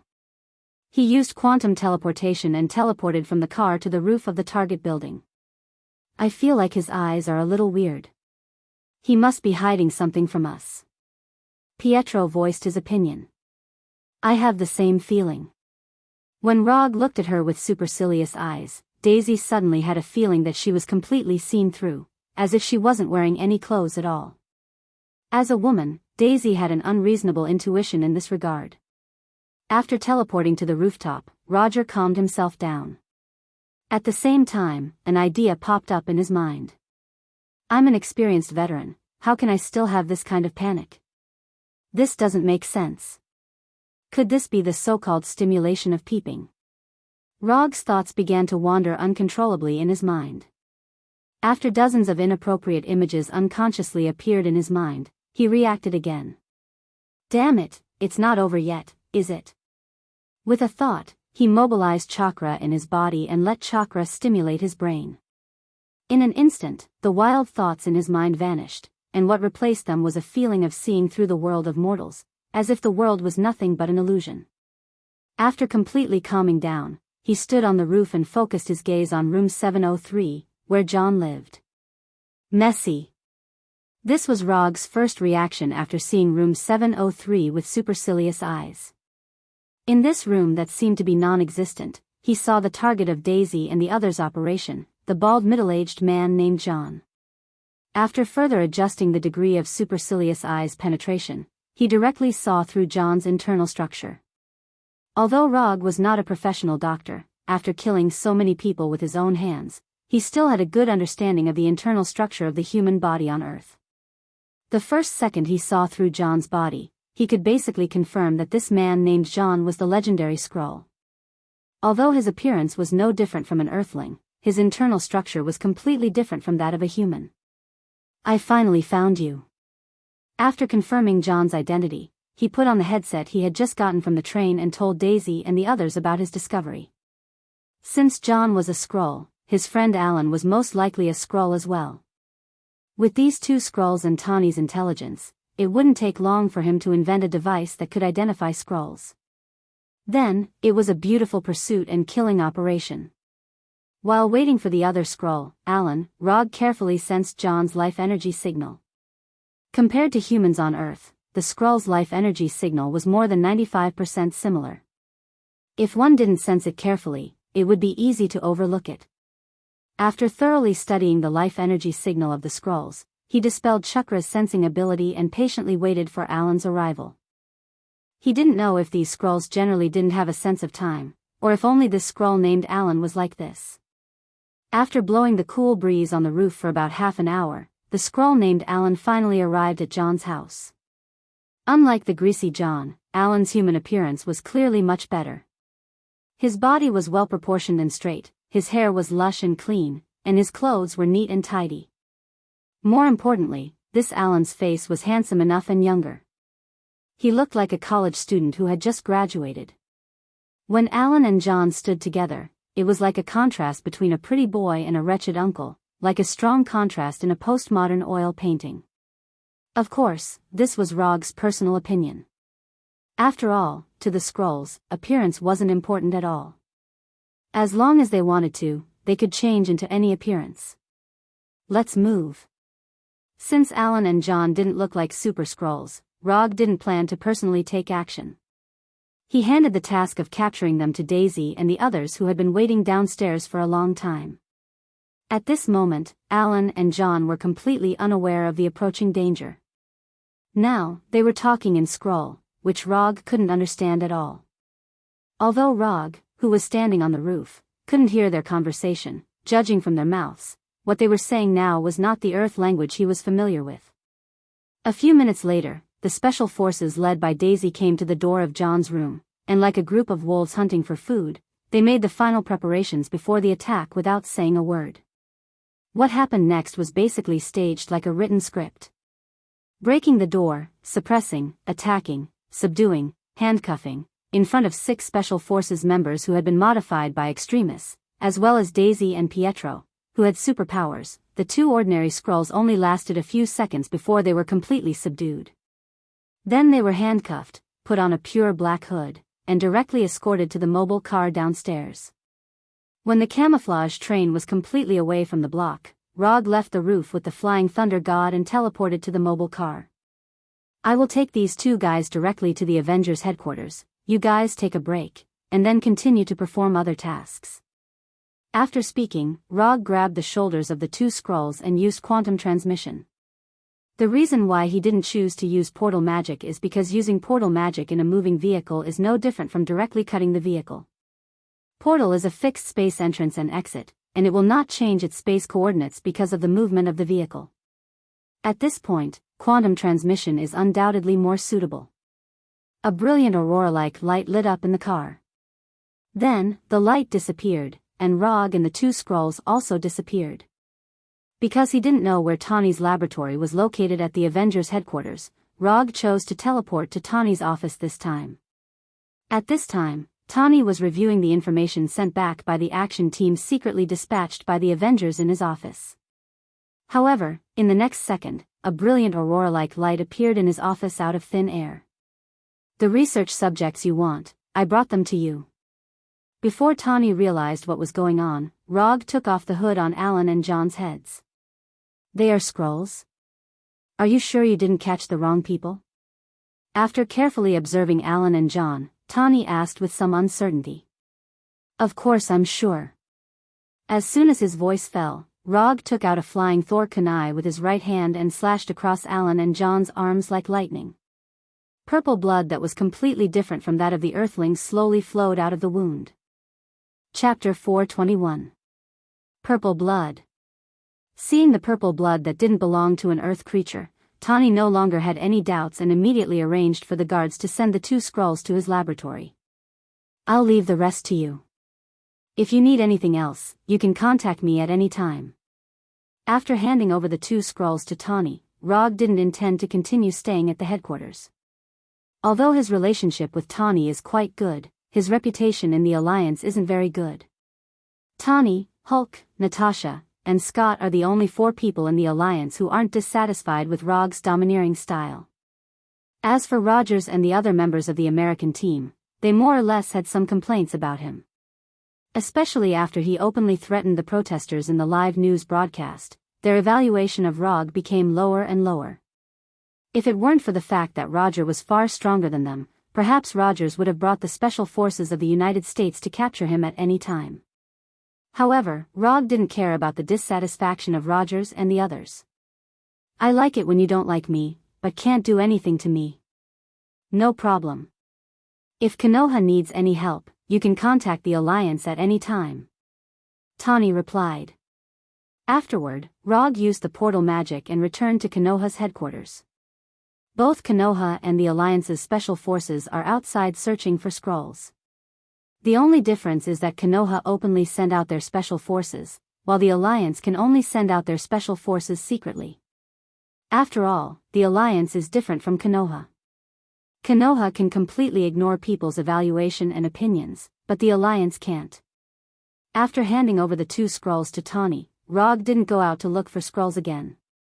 He had no interest in these ordinary scroll people. Unless Daisy and the others find the legendary super scrolls, he won't make a move.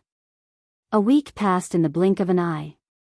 When Rog played the Kree Empire console game in Konoha's headquarters for a whole week, he finally received a call from Tani. "Come over, the first-generation identification device has been invented." Tani didn't say anything and went straight to the point. "Okay, I'll be right there." After hanging up the phone, Rog opened the portal connected to Tani's office and directly walked in. At this time, a lot of members of the Alliance gathered in Tani's office. Rogers, Natasha, Hawkeye, Hallucination, Colonel Road, obviously. Tony had also called back all the American team members who were out on the mission. However, Rog didn't see Hulk. "Where's Hulk?" Roger nodded at Natasha and Scott, then asked, "What's the matter?" "He's practicing the new move you taught him in the training room. He hasn't left the training room for many days, and he has no intention of letting Dr. Banner come out." Having said that, Tani looked at Rog with a complicated expression. If it weren't for Hulk's unwillingness to return his body to Dr. Banner, he wouldn't have to do everything by himself. Tani is good in the field of mechanical technology, and biology is not in his research scope. Dr. Banner is the most suitable person to study alien creatures like Skrulls. You have to learn to respect Hulk's choice. If you always force Hulk to do things he doesn't like, he will become more and more rebellious. Rog explained to Hulk. It is precisely because the Alliance always forces Hulk to do things he doesn't like that Hulk has never gotten along with the people of the Alliance. Although Hulk is very powerful, he can't always be used as a weapon and tool. Let's not talk about this for now. Let me introduce you to this instrument to identify scrolls. After that, Tani pointed to the instrument on the desk, which looked like a thick tablet computer. Through detailed research on the 2 scrolls, I found a way to identify them. Tani picked up the instrument on the desk and pressed the start button. We can't see through the disguise of the scrolls with just the naked eye. However, when studying their purple blood, I found that there is some extremely weak special radiation in their blood. After a detailed study of the special frequency of the radiation, I have successfully identified this radiation frequency alone. Since there is a special frequency of radiation, the next thing is very simple. The principle of this identification instrument is similar to a nuclear radiation detector. The only difference is that this instrument can only identify the special radiation in the blood of the Skrulls. After that, Tani handed the instrument in his hand to Rog, then continued, "Through the camera on the instrument, we can identify the special radiation in those people. Red is a normal human from Earth. Purple is a Skrull. Because this is the first-generation version, the detection range is only about 100 meters." Rog picked up the instrument in his hand and operated it briefly, then scanned everyone in the room. Tani's explanation was clear enough, but Rog soon found something wrong. Tani and Captain America's scan result was indeed normal human red. However, when he scanned himself and the illusion, he saw colors other than red and purple. The illusion's scan result was yellow, while his scan result was blue. What do blue and yellow mean? Rog asked Tani. Nothing special. Simply put, you and the illusion emit radiation.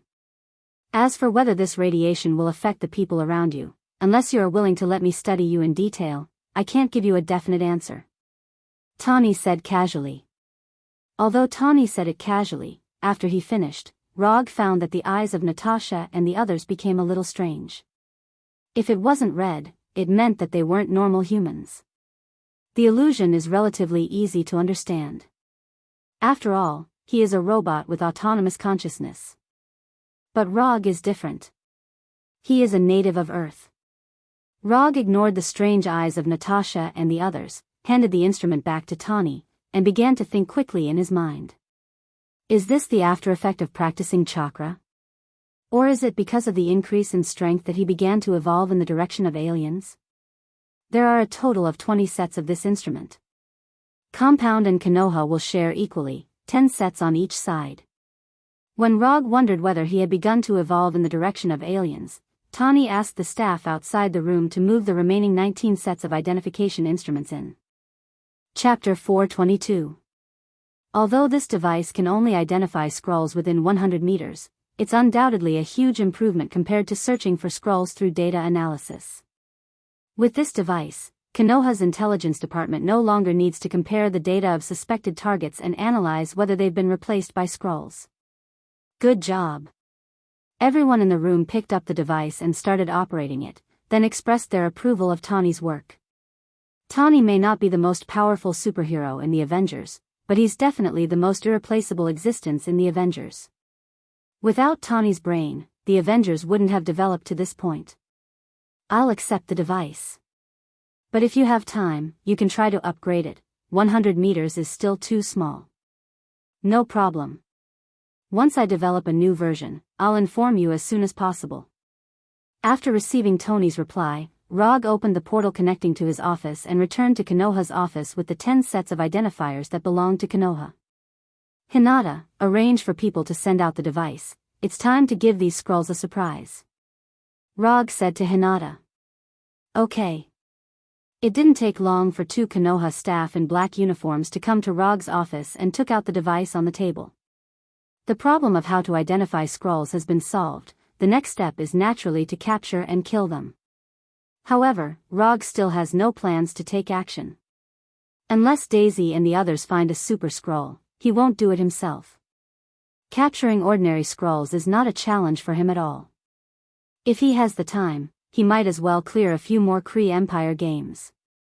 Under Hinata's arrangement, the identification device invented by Tony was quickly sent to Daisy and the others who were acting outside. With the device, the efficiency of Konoha and the Avengers' operations has been significantly improved. In just 3 days, the number of captured and killed scrolls has reached more than 20. The number of suspected names on the list is also decreasing at a considerable speed. Sama, the joint conference will start in half an hour.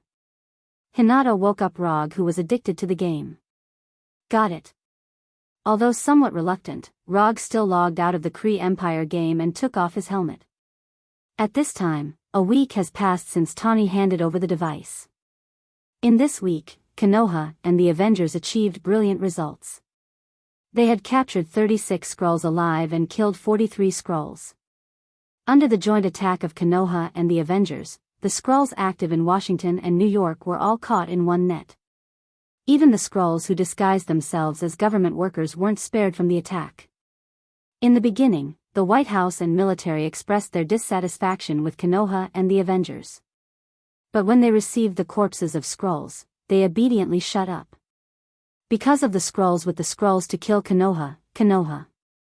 Even the suggestion of a joint press conference was tactfully proposed by the White House and the military. But even if they didn't mention it, Tawny had already decided to hold a press conference. In the past 6 months, the Avengers had taken the blame many times, and the support of the public has reached an all-time low. Now that there is sufficient evidence, it's time to wash away the slander. Rog didn't have any objection to Tawny's decision to hold a press conference. But on the issue of how to deal with the captured Skrulls, they had different opinions. Tawny's idea was to show the Skrulls who were still alive at the press conference, put the witnesses in front of the public, and then lock them up in a secret prison. Tawny's idea wasn't wrong. After all, in the UA, some states didn't even have the death penalty. And this approach was in line with the humanism that the UA has always promoted. However, Rog had a different view on this. Showing the existence of the Skrulls to the public was no problem. After the Battle of New York, people all over the world knew that there were other intelligent life forms in the universe. Since there were the Zatari, it wasn't strange to have another scroll. What really caused them to have different opinions was the decision of whether to lock up the scrolls. Tawny was more inclined to lock up the scrolls, while Rog was more inclined to kill them. If they kept the scrolls alive, who knew what would happen in the future? It was better to just kill them. Neither of them could convince the other, so the joint press conference was held. The scrolls would be displayed at the press conference. At the same time, they would announce a 3-day secret voting campaign on the spot. Any UA citizen with legal status could log on to a special website to vote. The results of the voting would determine the fate of the scrolls. At 1:00 in the afternoon, at the Avengers headquarters in the suburbs of New York, the joint press conference was held on time. Tawny was the main speaker of the press conference. He stood on the stage and introduced the scrolls' abilities in detail, as well as the dangers they brought. However, even when he asked the staff to bring a few scrolls who hadn't transformed onto the stage, the reporters didn't have much of a reaction.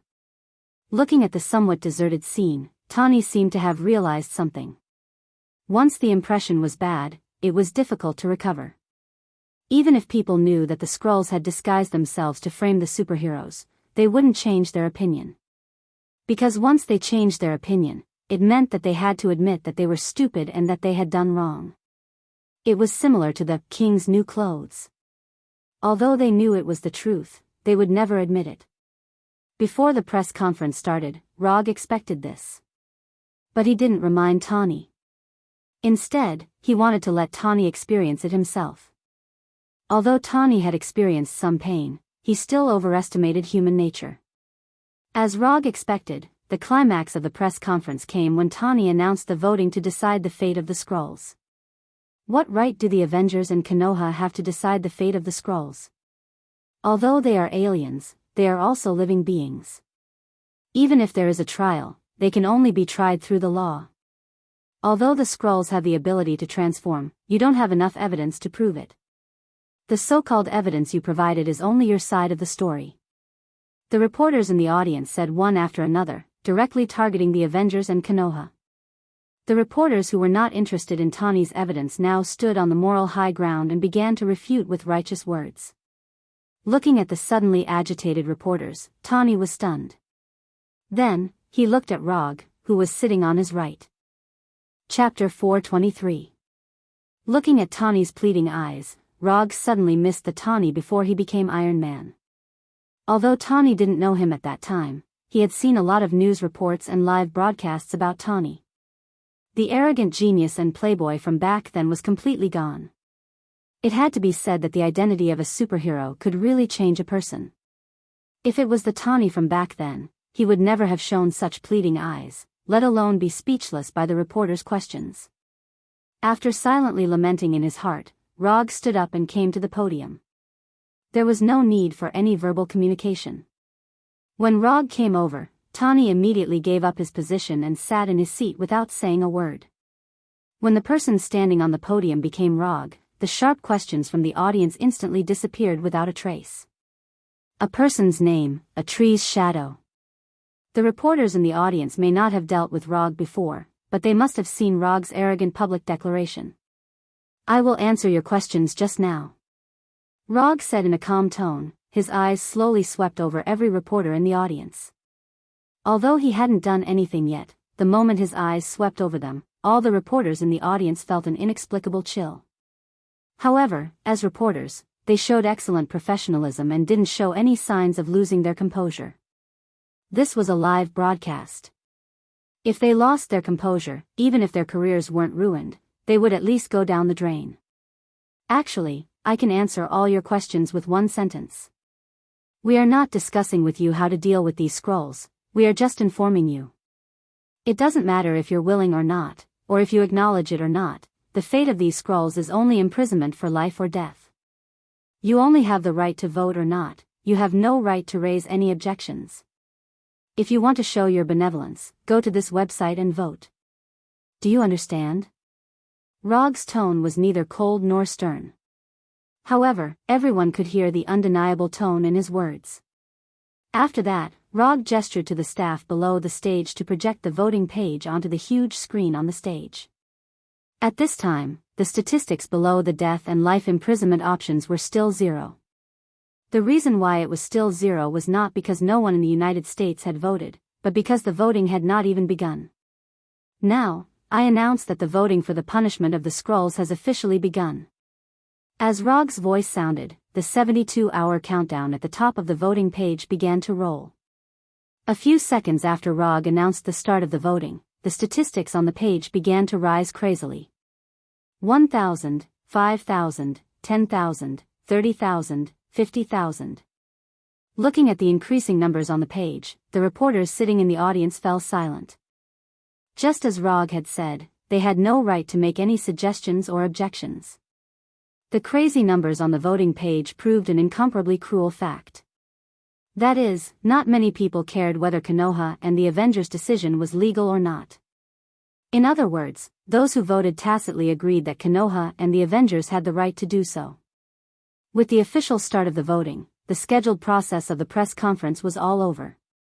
However, Rog did not leave the stage at this time, but continued, perhaps even now, some people still don't believe that the previous accidents were caused by the Skrulls, but it doesn't matter, because the evidence you want is now in front of you.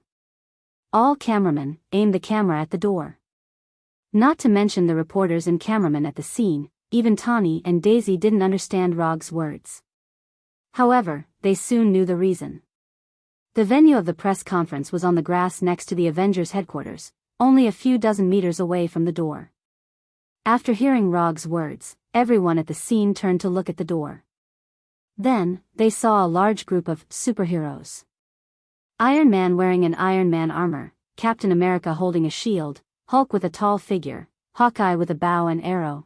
Of course, among these superheroes, there were also no faces of Konoha members. Punisher, Abomination, Shockwave Woman, Quicksilver, Red Tank, among these superheroes, except for Yondaime Hokage and Thor, the faces of Konoha and the Avengers who have publicly appeared and performed missions outside were basically all there. Did you know this would happen? Looking at the superheroes, who suddenly arrived on the opposite side, Tawny asked Rog. Isn't this a normal thing? If Rogers and the others were tried in public on other planets, you would definitely take people to rescue them. Rog answered calmly. When Tawny proposed a huge press conference, he guessed this. What's more, they also made a special advance notice. Why didn't you say it earlier? We weren't ready to fight at all. Tawny complained. No, it's just that you weren't ready. Konoha was ready early in the morning. We will stop them first. You are responsible for evacuating the crowd and sending these people to a safe place. After that, Rog summoned his Haori and Kusanagi sword. Tawny wanted to continue to say something, but when he saw that Konoha's people had rushed up, he could only silently accept Rog's arrangement. This is also an opportunity for us, an opportunity to catch them all in one fell swoop. As soon as his voice fell, Rog's figure disappeared on the stage, leaving only a finger-thick light blue electric snake. Lightning Body Flicker. Using the lightning body flicker, Rog came from the stage to the door in an instant, and the Kusanagi sword in his hand was wrapped in light blue lightning. Without any hesitation, the Kusanagi sword in his hand directly stabbed the nearest Hawkeye. Whoosh! The Kusanagi sword wrapped in lightning cut through the Hawkeye's neck like cutting through a cream cake, instantly beheading him. Byakugan, open. When the head of the Hawkeye flew, Rog opened the Byakugan at the same time, increasing his vision to the level of cheating. When Rog took the lead to kill the Hawkeye, the other Konoha's people also launched their own attacks. Chapter 424. Daisy, Quicksilver, and the Punisher, who came to the press conference with Rog, immediately targeted their pirated versions. The shockwave from Daisy's palms directly sent her pirated versions flying. Quicksilver, on the other hand, played a racing game with his pirated version. As for the Punisher, his attack was the simplest and most violent. He directly pulled out the pistol at his waist and madly shot his pirated versions. Although Daisy and the others first entangled their pirated versions, there were more than a few pirated heroes present at this time. Just as these pirated heroes planned to join forces to deal with Daisy and the others, two terrifying figures fell from the sky like meteorites, smashing two huge craters on the grass. Abomination and the red tank appeared. Because the two of them were too big, Rog didn't bring them to the press conference, but arranged them in the Quinjet.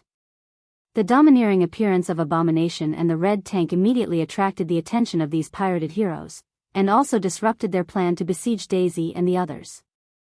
Following Abomination and the red tank were Blackie and Venom, whose appearance was 95% similar. Like Abomination and the red tank, they were also arranged in the Quinjet by Rog. Following Blackie and Venom was Moonlight Stone, who was wearing a gold and white uniform. Although she was the last to appear, the way she appeared was the most eye-catching. Moonlight Stone herself hadn't flown to the scene yet, but the energy shockwave she fired had already arrived in the crowd of pirated heroes. Boom! Boom! A huge explosion suddenly sounded, and the shockwave of the explosion directly blew away the smaller pirated heroes. Except for Dr. Lizard and Walter, all of Konoha's main forces were present. As for the special forces and the Umbu, Rog didn't give them any tasks, but let them stay in Konoha's headquarters. Today's battle was a battle between the original and the pirated version. Although the Skrull side had the advantage in numbers, the Punisher and the others relied on their own strength to make up for the disadvantage in numbers. The Skrull's transformation ability was indeed very good, and the abilities they created with their technology were indeed very realistic. But pirated versions were always pirated versions. In front of the original Punisher, these pirated versions had no advantage except for the advantage in numbers. While Konoha's people entangled these pirated heroes, the Avengers didn't stay idle and quickly evacuated the reporters and other innocent people present. Just as Tawny and the others were evacuating the crowd, a tall green figure came to their side. The person who appeared was none other than Hulk, who practiced the Hashman Tonku day and night in the training room. Hulk, you're here, great. Do you see those people who look exactly like us? Go up and beat them up hard. Tawny said to Hulk. What about the others? Hulk pointed to the people of Konoha. You don't have to care about them, you just have to beat up those people who are pretending to be the Avengers.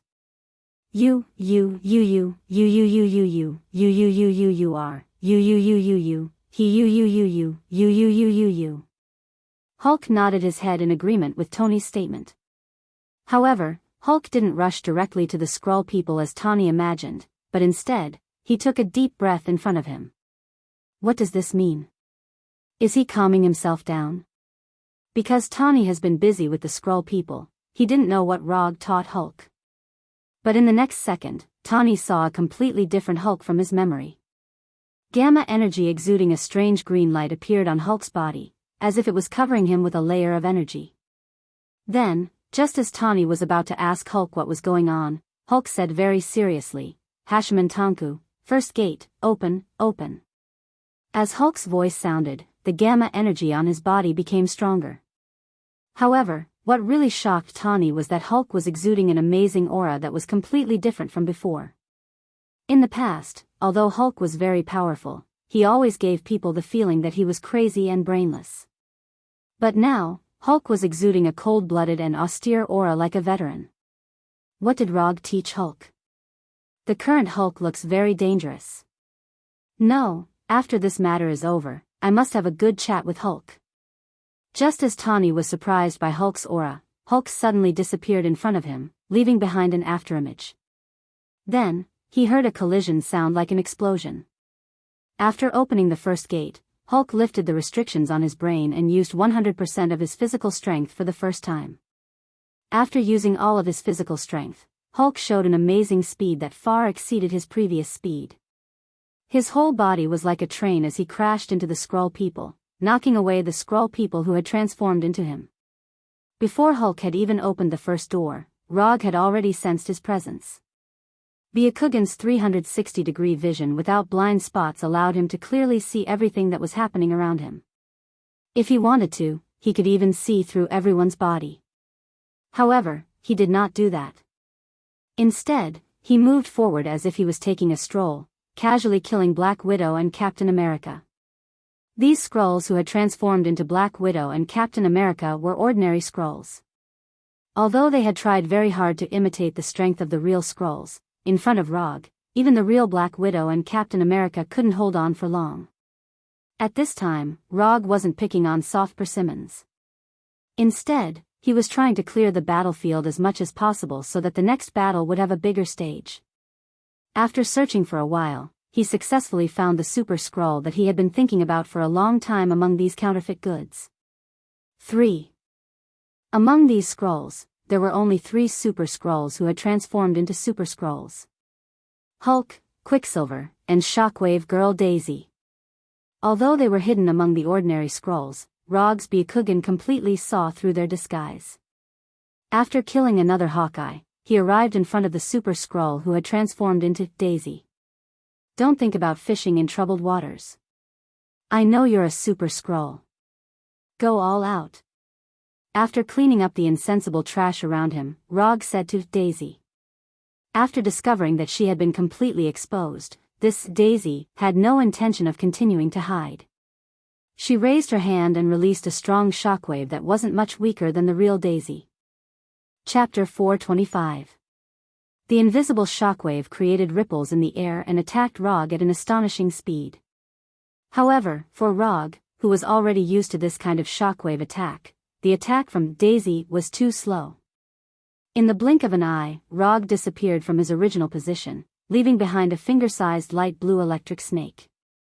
Then, his voice sounded behind the fake Daisy. "You're too slow." Following his voice, the Kusanagi sword in his hand stabbed straight at the back of Daisy. Without enough time to dodge, Daisy made a counterattack that was within Rog's expectations. Boom! With himself as the center, he unleashed a 360-degree shockwave without any blind spots. This was both an attack and a defense. Although Daisy had never fought with Rog before, all the Skrulls, including him, had studied Rog's fighting style in detail. Strength, speed, technique, energy release. In the internal investigation report of the Skrulls, most of Rog's fighting attributes could be said to be perfect. This was also the reason why these Skrulls had never disguised themselves as Log.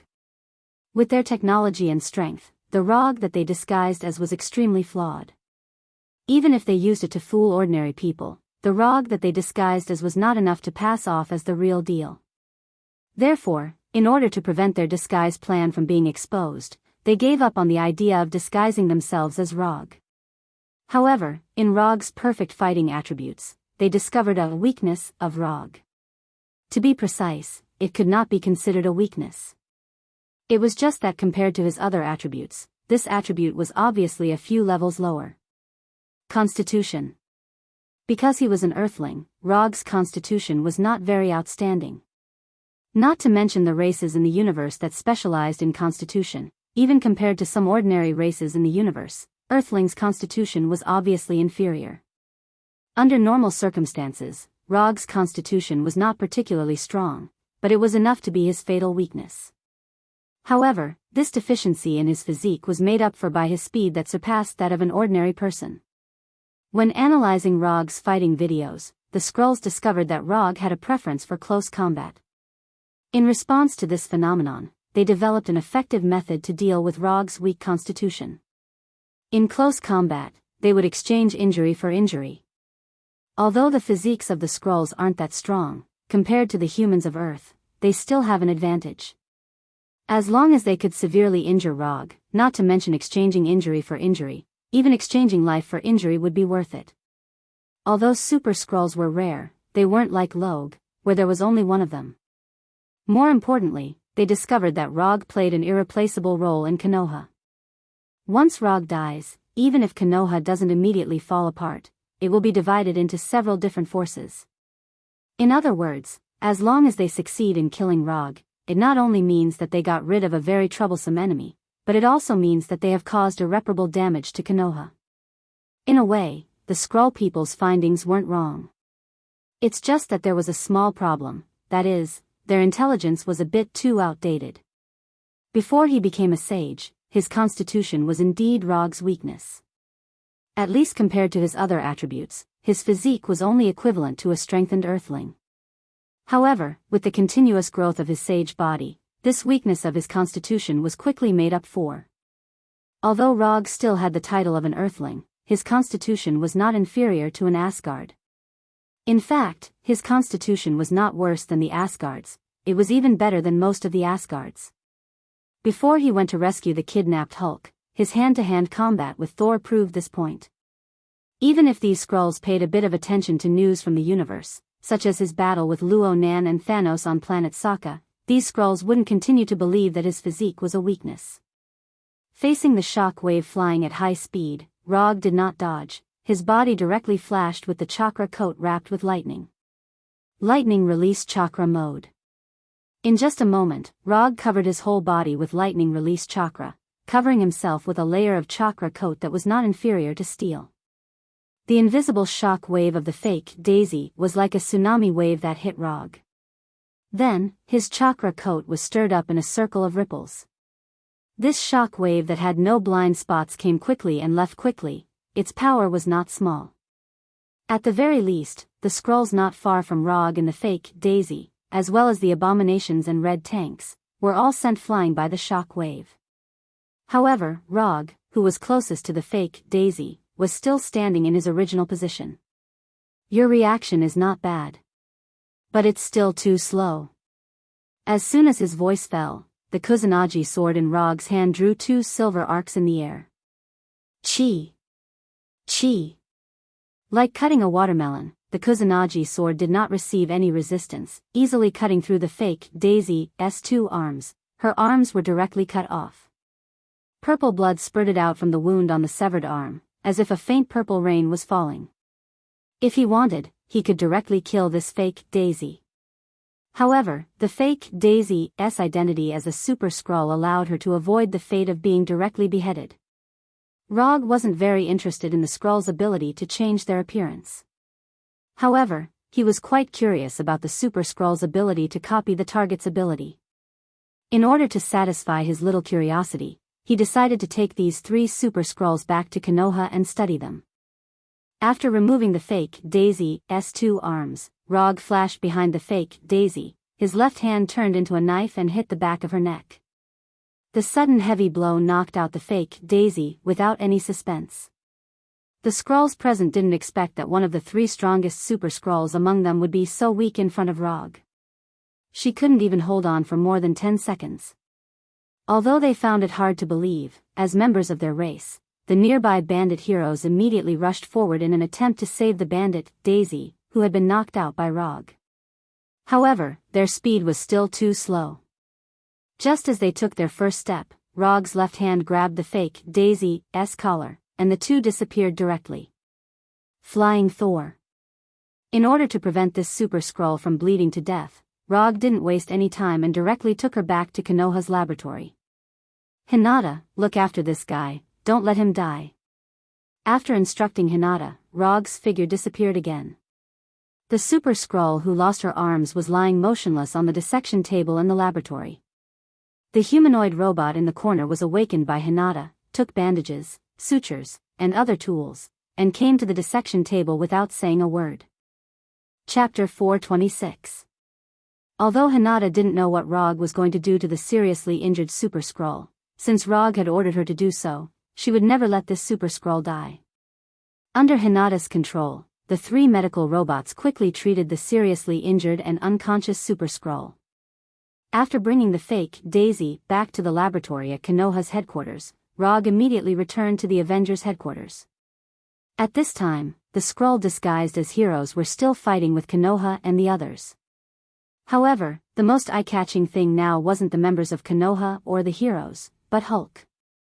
After opening the first gate, Hulk lifted the restrictions in his brain and exerted 100% of his physical ability. Now, Hulk is using his actions to prove what it means to be unstoppable. Although only Hulk is participating in the battle on the Avengers side for the time being, he, who opened the first gate, blocked more than 20 heroes with his own strength. A Black Widow with a punch, a Hawkeye with a kick, and a few Ant-Men with a kick. Although the unrelated personnel in the Avengers headquarters have been completely evacuated, the broadcast of the battle has never stopped. Through the live broadcast, countless people saw the battle scene of Hulk killing the heroes crazily.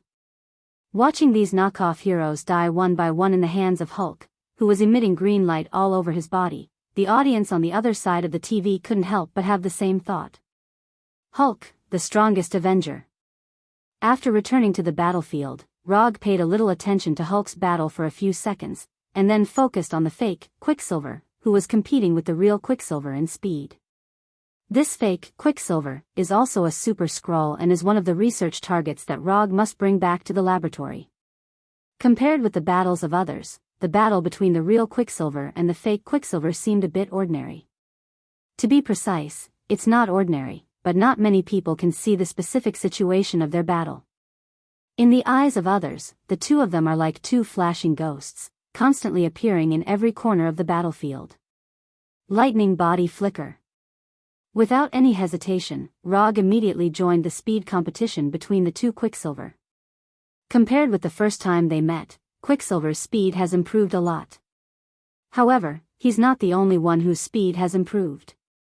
Within a few seconds, Rog, who was in the state of lightning body flicker, appeared in front of the two of them. Rog's appearance made the real Quicksilver and the fake Quicksilver stunned. Then, a completely different look appeared on their faces. Quicksilver's face, of course, was an expression of excitement. Having competed with Logue in terms of speed, he knew very well what kind of speed Logue possessed. With Rog's help, he was confident that he could solve this problem in a short period of time. Of course, the original Quicksilver was happy to see Roger join, while the counterfeit Quicksilver showed a very dignified look at this time. Speed had always been Logue's forte. Quicksilver was to be very well know this. Just as he was thinking about how to get rid of the joint attack of Rog and Quicksilver, he saw a completely incomprehensible picture. Using lightning body flicker, he instantly appeared in front of the real Quicksilver and the fake Quicksilver.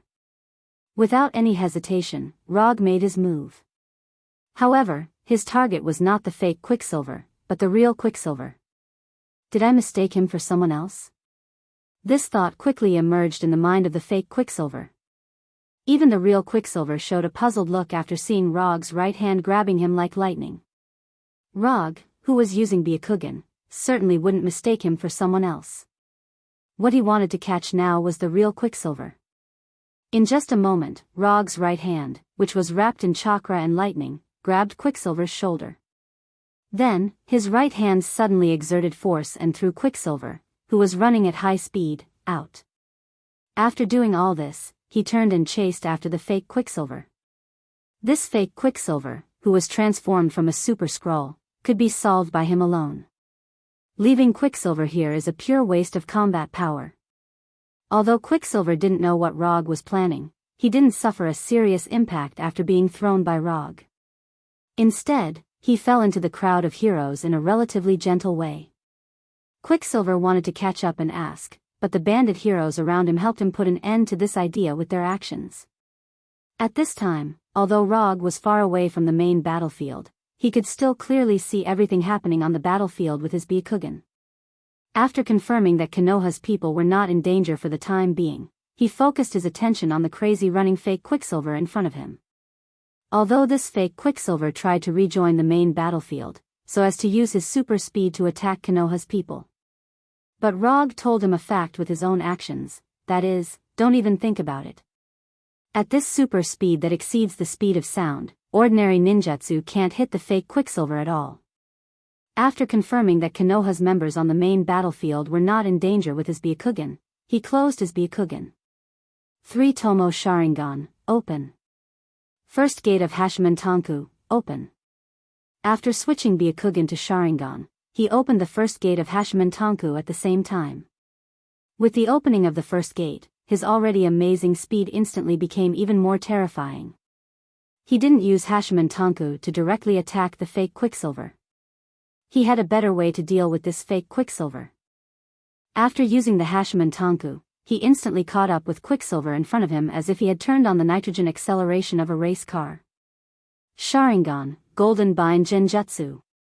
When the fake Quicksilver looked at him in shock, Rog used Sharingan Genjutsu on him. The moment he saw Rog's Sharingan, the fake Quicksilver had already realized that something was wrong. However, at this time, there was no way for him to change his fate. Under the state of extreme speed, the fake Quicksilver instantly lost control of his body, and his whole body seemed to be completely solidified. Then, his body couldn't move, under the action of inertia, like a rolling bowling ball, he hit the outer wall of a nearby building. Boom! The uncontrollable knockoff Quicksilver crashed through the outer wall of the building, and the whole person rolled into the building in an extremely embarrassing manner. When the fake Quicksilver finally stopped rolling, Rog, who was wrapped in a light blue chakra coat, came in front of him and looked at the scar-covered fake Quicksilver. The second super scroll was in his hand. Chapter 427. This guy copied Pietro's super speed. He won't be able to move normally for half an hour. Check his injuries, don't let him die. After you're done, find a room and lock him up. After bringing back the immobile Quicksilver, Rog told Hinata. At this time, on another dissection table in the laboratory, the medical robot was helping the fake Daisy with the final treatment. She copied Daisy's superpower, don't forget to prepare a room for her. Rog glanced at the fake Daisy on the autopsy table, who had turned back into a scroll, and continued. Yes, sir. Hinata's gentle voice sounded out of thin air in the laboratory. After instructing Hinata, Rog once again used the flying Thor and returned to the headquarters. Both the fake Daisy and the fake Quicksilver were in his hands, only the fake Hulk was left. When he returned to the headquarters of the Avengers, the first thing he saw was his last target, the fake Hulk that was transformed from a super scroll. He was being beaten up by the real Hulk who had opened the 8 inner hidden gates. Although he didn't know how a super scroll with a body similar to an ordinary person became a huge Hulk. However, after seeing the fight between the real Hulk and the fake Hulk, he had to admit that the fake Hulk perfectly copied some of Hulk's abilities. Resistant to beatings. Especially resistant to beatings. Even in the face of the real Hulk who had opened the Hashimantanku, the fake Hulk still showed an extremely tenacious ability to resist all of Hulk's attacks. While Rog was appreciating the violent aesthetic scene of the real Hulk beating the fake Hulk, Tawny and the others, who had evacuated all the unrelated personnel and changed their equipment, finally joined the battle. Similar to Konoha's people, Tawny and the others first chose their fake versions. For a while, the grassland of the Avengers became lively. 5 or 6 Iron Man in Iron Man armor were fighting in the air, and 3 or 4 identical Captain America were fighting with each other. The graceful Black Widows were fighting in a group, and the Hawkeye were shooting arrows at each other. The War Machine Colonel Rog, Falcon Sam, Ant-Man Scott, and the others were also fighting fiercely with their knockoff versions. The only one who looked more relaxed was Illusion. He didn't know if it was too difficult to imitate Illusion, or for some other reason. Among these heroes, Rog only saw one fake Illusion.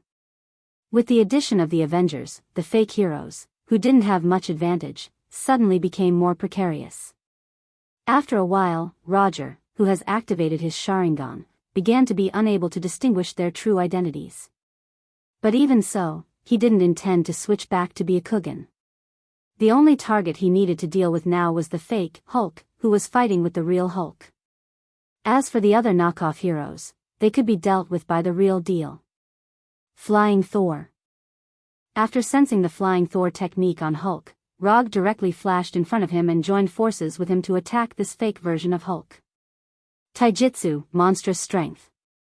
After further development of the Sage body, Rog rarely took the initiative to use monstrous strength. Even when fighting with Ronin on Sokka planet, he didn't deliberately open Taijutsu, monstrous strength. However, at this time, in order to send this fake version of Hulk flying as soon as possible, he directly used monstrous strength. Even one-on-one with the real Hulk who opened the first gate, this fake version of Hulk couldn't gain the upper hand. When Rog also joined the battle, this fake version of Hulk didn't even have a chance to fight back and could only be beaten passively. Although Hulk didn't know why Rog suddenly joined the battle, he had no opinion on Rog's approach. Not only that, he even somewhat liked the feeling of fighting together with Rog.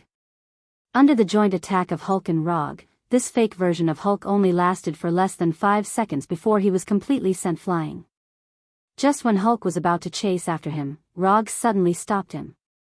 "Leave him to me, you go deal with the rest."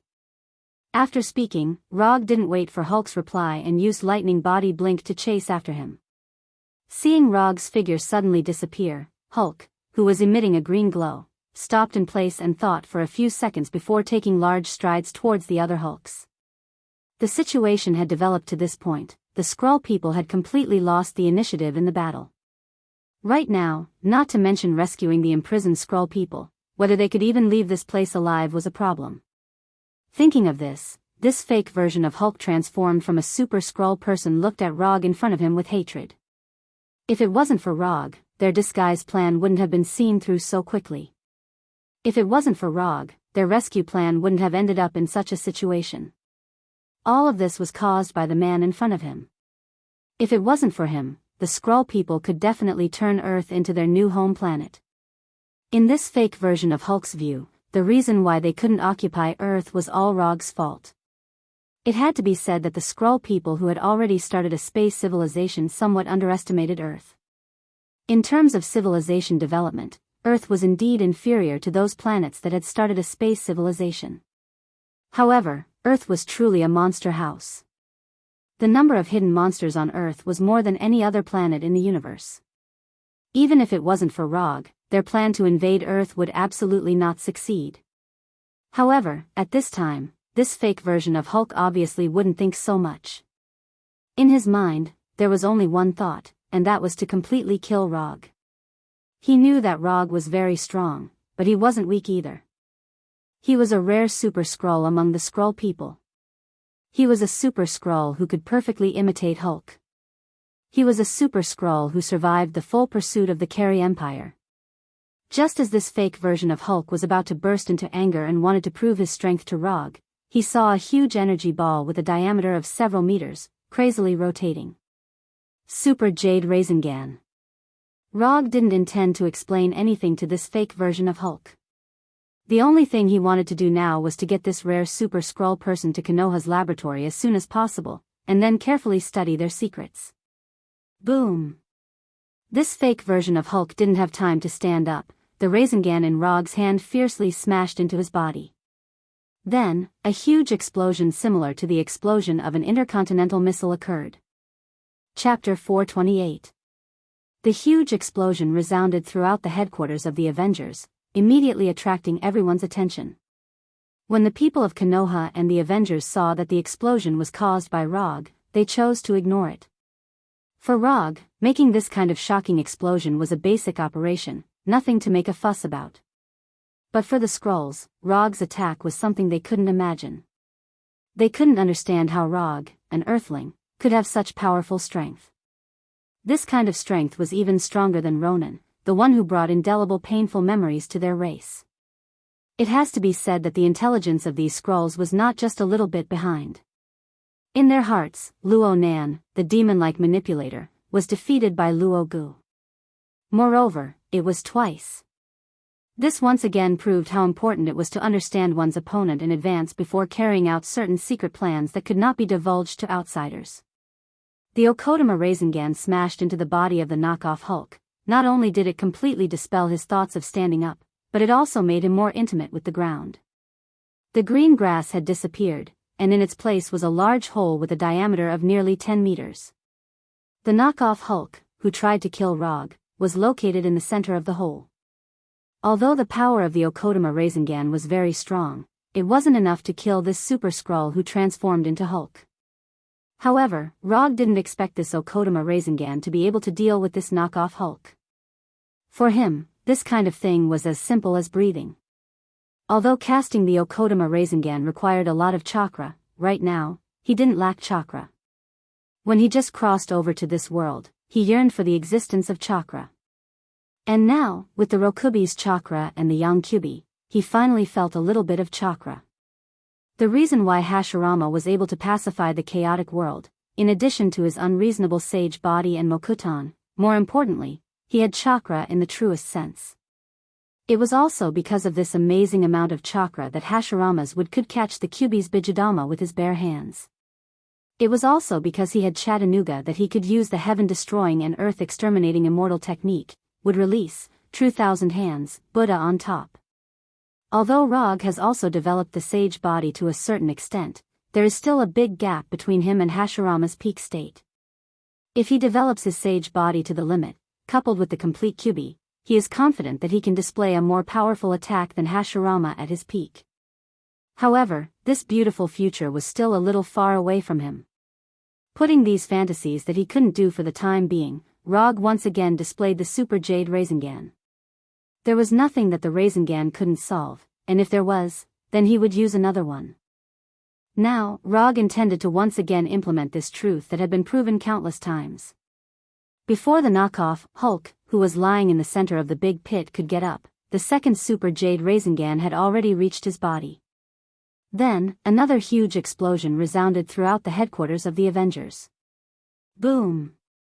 This time, Rog didn't wait for the flying dust to fall to the ground. His right hand once again condensed the Super Jade Rasengan. Then, history repeated itself. Boom! After continuously smashing 5 Super Jade Rasengan on the unlucky knockoff, Hulk, Rog finally stopped the idea of making Rasengan and sensed the guy's vital signs. His vitality was not very stable, and his strength was very low. However, he was still alive. Since he didn't die, it didn't affect his next plan. Under the gaze of the scrolls, Rog slowly walked into the big pit that had expanded to more than 20 meters in diameter. Flying Thor. Without any hesitation, Rog brought the unconscious Hulk, who had changed back to his original appearance, back to the laboratory of Konoha's headquarters. This guy replicated Hulk's ability, the others are the same as before. After instructing Hinata, Rog's figure disappeared again. Although the 3 super scrolls were in his hands, the battle in the headquarters wasn't over yet. Although he didn't have much of a plan to fight, as the 4th Hokage of Konoha, he couldn't abandon the members of Konoha who were fighting. This was his duty as the leader of Konoha. When Rog returned to the headquarters of the Avengers, the Skrulls who were in the midst of battle couldn't help but reveal looks of fear. The 3 strongest Super Skrulls among them had all been defeated by Log, and none of them had been able to hold on for long. From the beginning of the battle to the present, a total of 5 minutes have passed. However, in this short span of 5 minutes, they had lost their 3 most powerful combatants. This kind of thing, not to mention the Skrulls who were at a disadvantage, even if it happened to Konoha and the Avengers who had the advantage, it would still have a psychological impact on Konoha and the Avengers. The situation is over.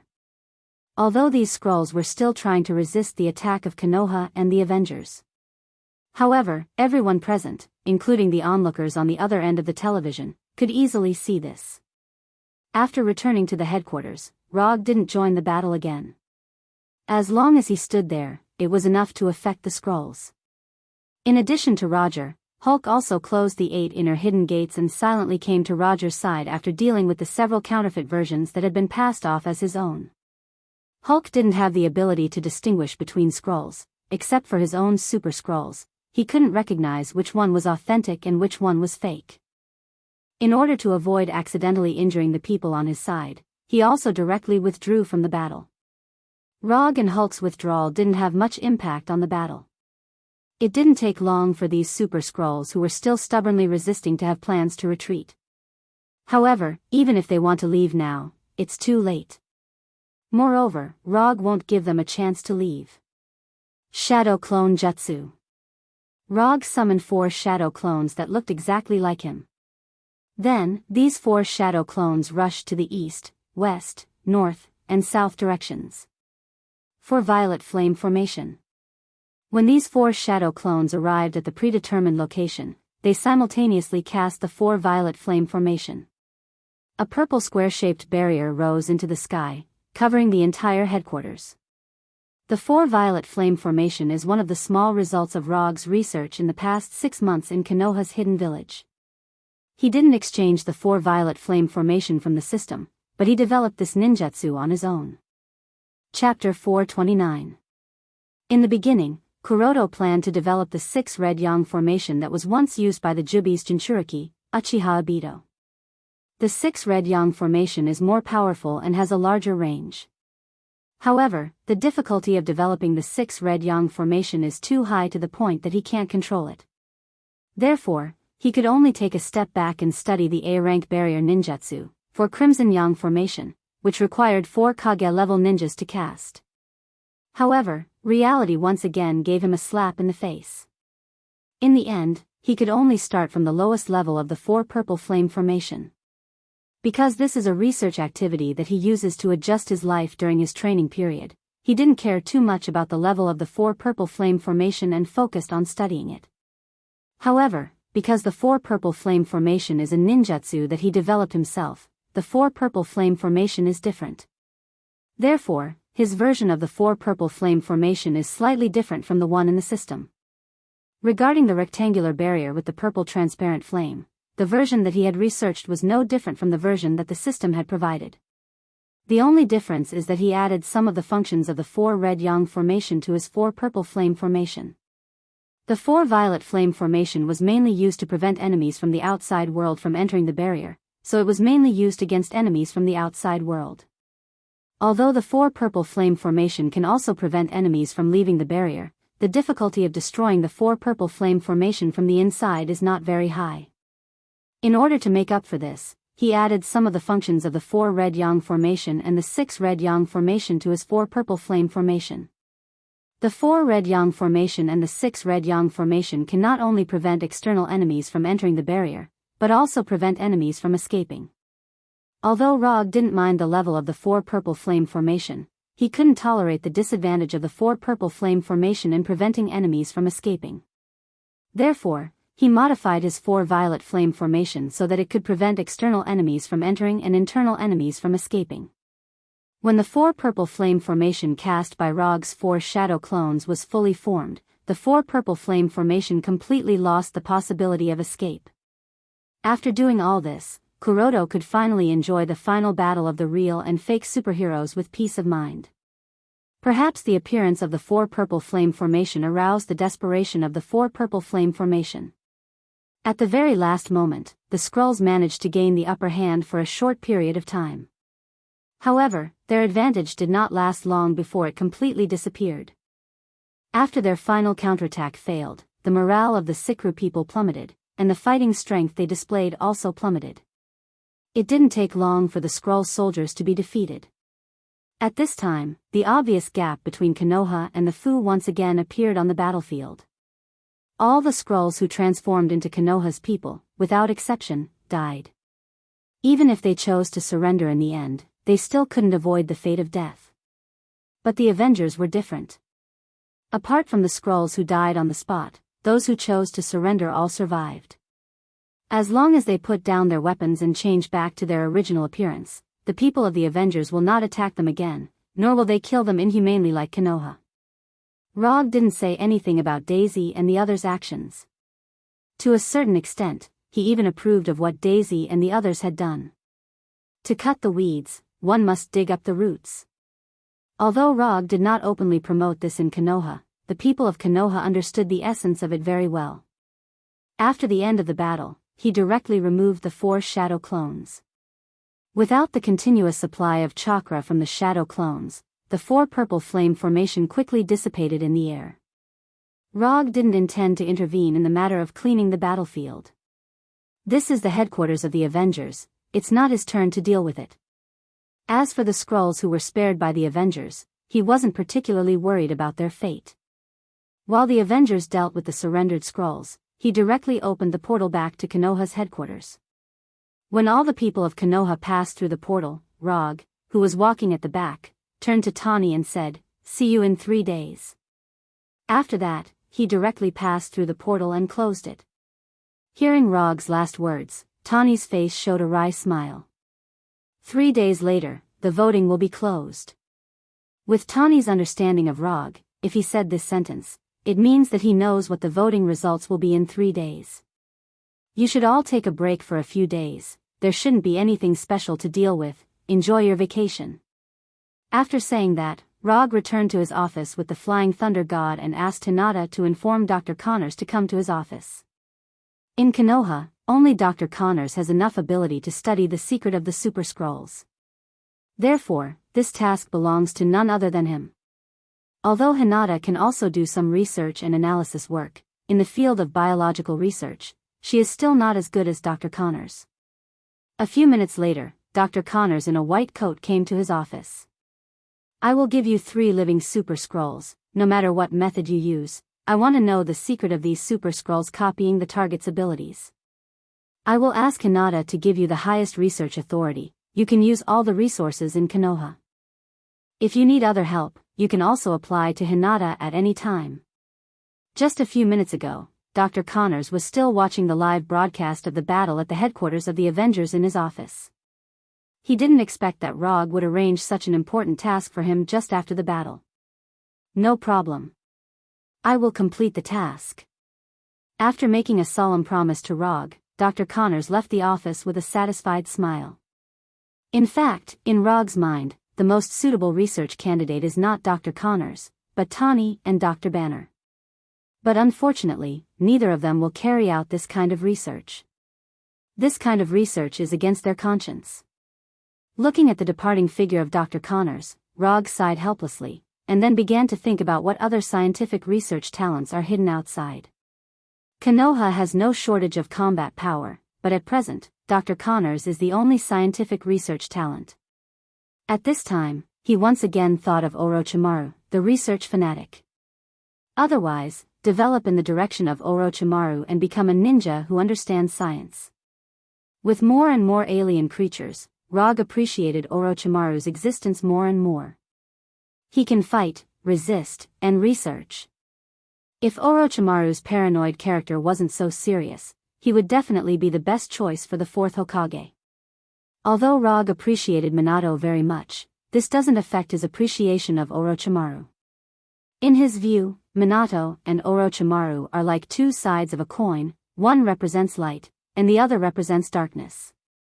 Light can warm people's hearts, and darkness can also give people strength. Chapter 430. The Skrull attack on the headquarters of the Avengers became the headline without any suspense. Various media outlets reported this in detail, and even the accidents that had long been decided were dug out one by one. While the outside world was crazily discussing the Skrull incident, Tani frowned as he looked at the constantly changing numbers on the voting website. In his imagination, the UA people should be more supportive of the decision to imprison the Skrulls permanently. However, it turned out that he was wrong. It had been less than 24 hours since the voting started. But the results of the voting had already shown a huge gap. The number of people who voted for the death penalty was much higher than the number of people who voted for the permanent imprisonment.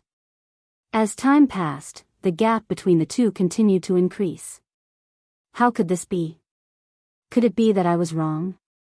Looking at the huge gap in real-time data, Tani fell into deep thought. While Tani was paying attention to the real-time data, Rog, who was sitting in his office, also opened the voting website.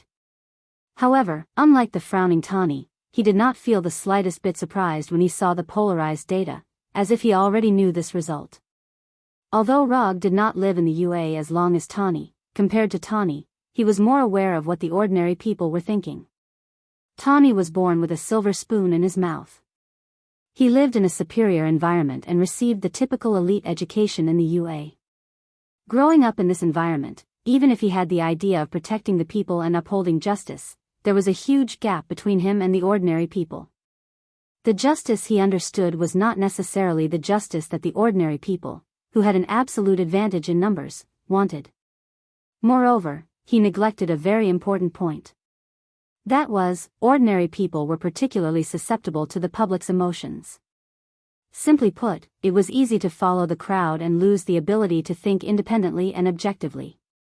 For example, as long as a victim of the Skrull incident appeared on the internet, this victim could trigger thousands of ordinary people to vote for the death penalty. Compared to the Skrulls who came from other planets, these ordinary people were more willing to show their kindness to their compatriots who had the same appearance. Therefore, the moment Tani agreed to the voting, Rog knew that the Skrulls were doomed. It turned out that his guess was correct. After a simple look at the voting data, Rog closed the website and put on the Kree Empire game helmet. He recently found a game called Chrysaber 7702 in the Kree Empire's console game library. It was a game with a high score of 9 stars on the Kree Empire's game rating website.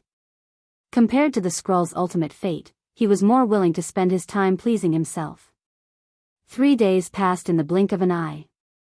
Just as Roger was engrossed in clearing Chrysibo 7702, he received a call from Tony. "Bring your Special Forces team." Tony's tone was somewhat gloomy. He didn't wait for Rog's reply and directly hung up the phone. The voting for the Skrulls ended yesterday. Although Tony and the Avengers didn't approve of the final result, they could only choose to accept it. 10 minutes later, Rog brought a 6-man Special Forces team to the Avengers headquarters. The Avengers didn't want to personally end the lives of the Skrulls, so this dirty work naturally fell to Konoha. Rog didn't object to this. The Avengers didn't want to be cruel executioners, but Konoha didn't have such concerns. Even if the Avengers didn't say anything, Rog would have taken the initiative to let Konoha execute the Skrulls. Konoha was different from the Avengers. Konoha didn't need any positive reviews. To some extent, Konoha even took the initiative to develop in the direction that people feared. Reputation and positive reviews were just icing on the cake. Only strength was Konoha's true pursuit. Unlike the previous press conference, the execution process of the Skrulls wasn't broadcasted live. However, at the scene of the execution, there were reporters from various media, as well as some witnesses from the government and the people. The scene of the execution was arranged in a prison in New York. The execution time passed very quickly. It only took less than a minute before it was completely over. It wasn't much different from the previous executions. The only difference was that this time, Konoha's Special Forces used the blasters that Rog bought from Xander. Did we really do something wrong? Why don't people want to let these Skrulls go? They are clearly no longer harmful. Tani, who drank half a bottle of whiskey alone, said to Rog with a flushed face. After the execution, Tani didn't return to the Avengers headquarters. Instead, he took Rog to a bar. Moreover, it was a bar under Rog's name. Although Rog didn't live in New York, he still had a lot of businesses in New York. This bar was one of them.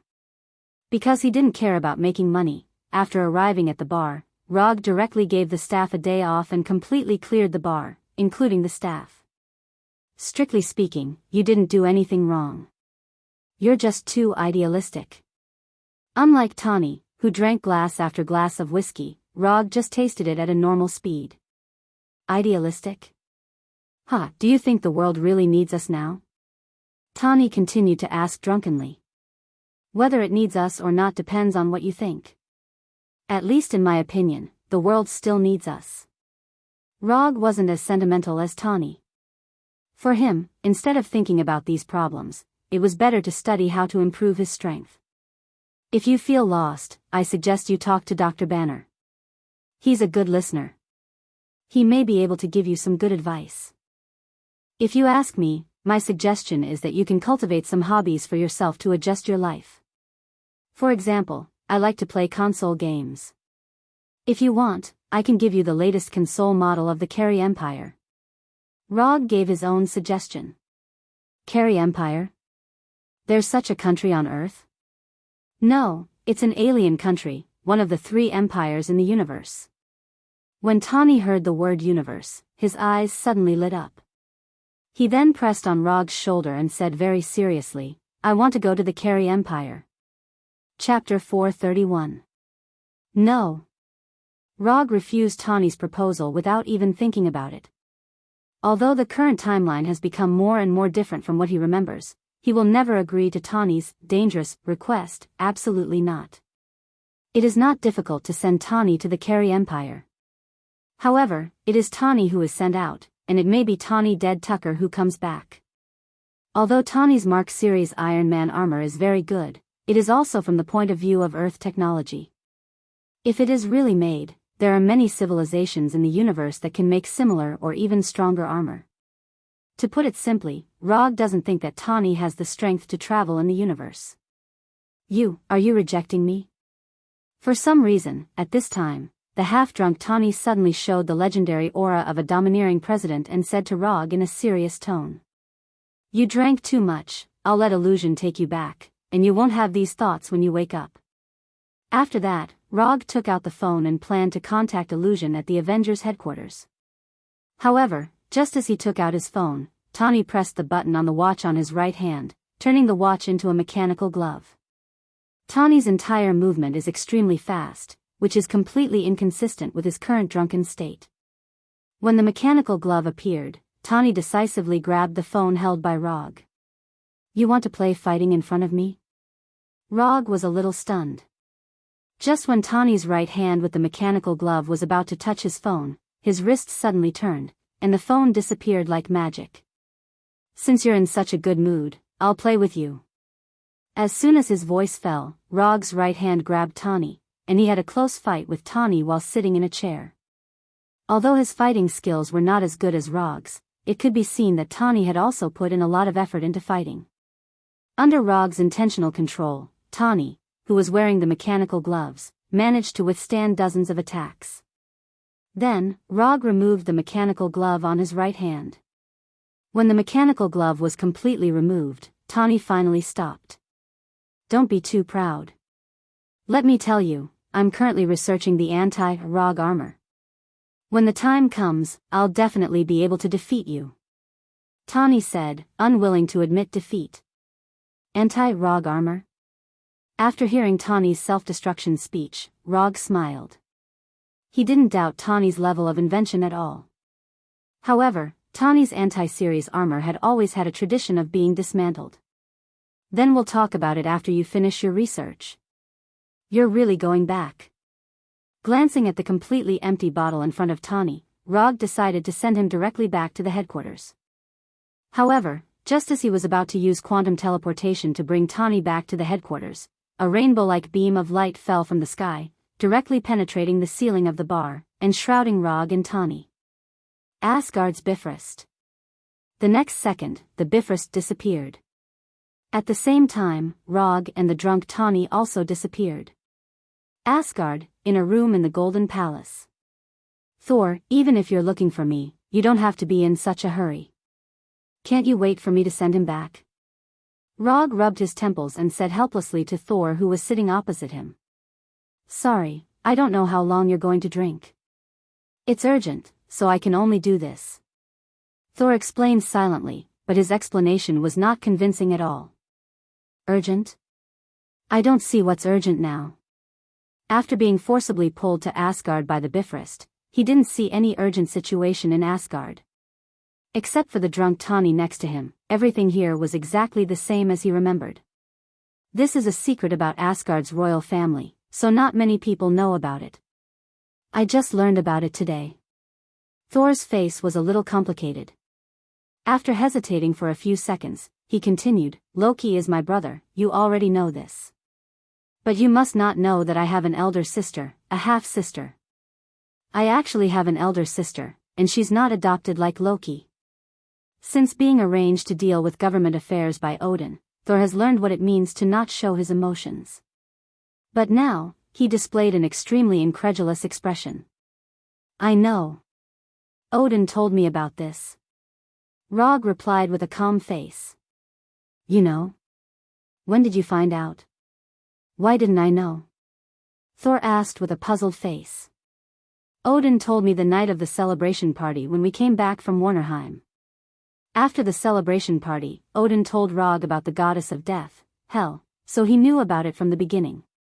Even if Odin didn't say it, as a transmigrator with a good memory, he couldn't forget the existence of the goddess of death." "You. Why didn't you tell me?" Thor began to be a little unhappy. In his view, this was Rog betraying their friendship. "Odin asked me to keep it a secret. If you have any opinions, you can ask him yourself." After hearing Rog's answer, Thor fell silent. Then, he continued in a low tone, "What did father tell you? You should be able to say it now." "Of course." Then, Rog gave a simple explanation of what happened that night. As the father of Asgard's gods, Odin was an extremely responsible king and father. He knew that he would die sooner or later, and at the same time, he was also worried that after his death, Thor wouldn't have enough ability to deal with the aftermath. So, he prepared a backup plan for Thor in advance. Rog was the backup plan that Odin prepared for Thor. In the beginning, Odin actually didn't have such thoughts. In the end, what made him make this decision was the battle between Rog and the sea god Njord. Odin recognized his strength and potential, so he entrusted him with the task in advance. Of course, this entrustment was still in the verbal stage, and the final entrustment had not been signed yet. The content of the entrustment could be said to be simple, but it could also be said to be complicated. When the goddess of death escaped, help Thor protect Asgard and ensure that Thor wouldn't be killed by Hela.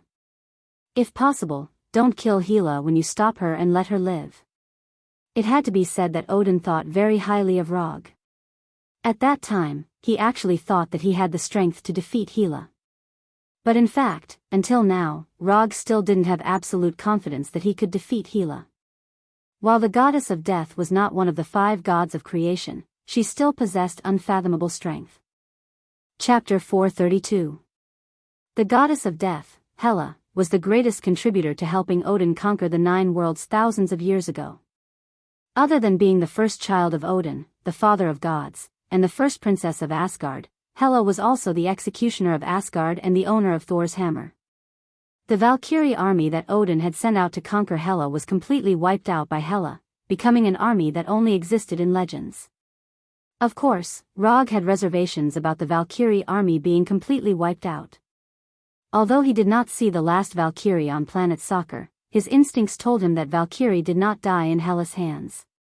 If Odin had not personally taken away Hela's divine power, Hela would definitely be the strongest person in Asgard after Odin. Although Hela was not a match for Odin back then, she had a terrifying talent that even Odin had a headache over. As long as Hela stepped onto Asgard, her power would increase day by day, endless. It was also because of this that Odin had imprisoned Hela on Earth far away from Asgard, so that she could not use Asgard's strengthening to break the seal. Thousands of years ago, Hela had already possessed such terrifying strength. Now, she would only be stronger than before. However, there was one thing that Rog did not understand at the moment. From Thor's current appearance, Odin should not be dead yet. Since Odin was not dead, it meant that the seal he had set was still there, and Hela was still imprisoned. Odin, is he okay now? After thinking for a few seconds, he asked Thor. Out of respect for Thor and Odin, he used a more tactful method instead of directly asking if Odin was dead. Father shouldn't be able to hold on for much longer. Seeing the uncontrollable sadness on Thor's face, Rog also fell silent. I'll take you to see Father first. After a few minutes of silence, Thor spoke again. Under Thor's lead, Rog came to Odin's bedroom and saw the sleeping Odin lying on the golden bed, wrapped in a layer of golden energy. Other than Odin, Rog also saw another old face here. He did not know if it was Odin's order or Thor's idea, but Loki, who was imprisoned in the dungeon, was also in the room, and stood by Odin's bed. After seeing his arrival, Loki didn't say anything. He just nodded at him. Roger also nodded slightly at Loki, who was silent, as a form of greeting. Then, he seriously sized up Odin. From the outside, the current Odin was just sleeping, and there was nothing strange. But as long as he was slightly closer to Odin, he could clearly feel the divine power that was constantly emitting from Odin's body. No. This is not the release of divine power. This is the collapse of divine power. As a ninja who usually released energy attacks in battle, Rog could clearly distinguish the difference between the two. The release of energy was the result of active choice. And the collapse of energy was a sign of uncontrollable energy. For a Heavenly Father-level existence like Odin, the uncontrollable collapse of the energy in his body basically meant that his life had come to an end. Since Mother's death, Father's condition has not been good. A few hours ago, Father's divine power suddenly began to collapse and he fainted. We used all the methods we could, but we only managed to wake Father up a little. After waking up, Father told us about Hela's matter, and then asked us to contact you immediately, saying that there is an agreement between you and Father, and that you know how to deal with all of this. Thor said in a low voice.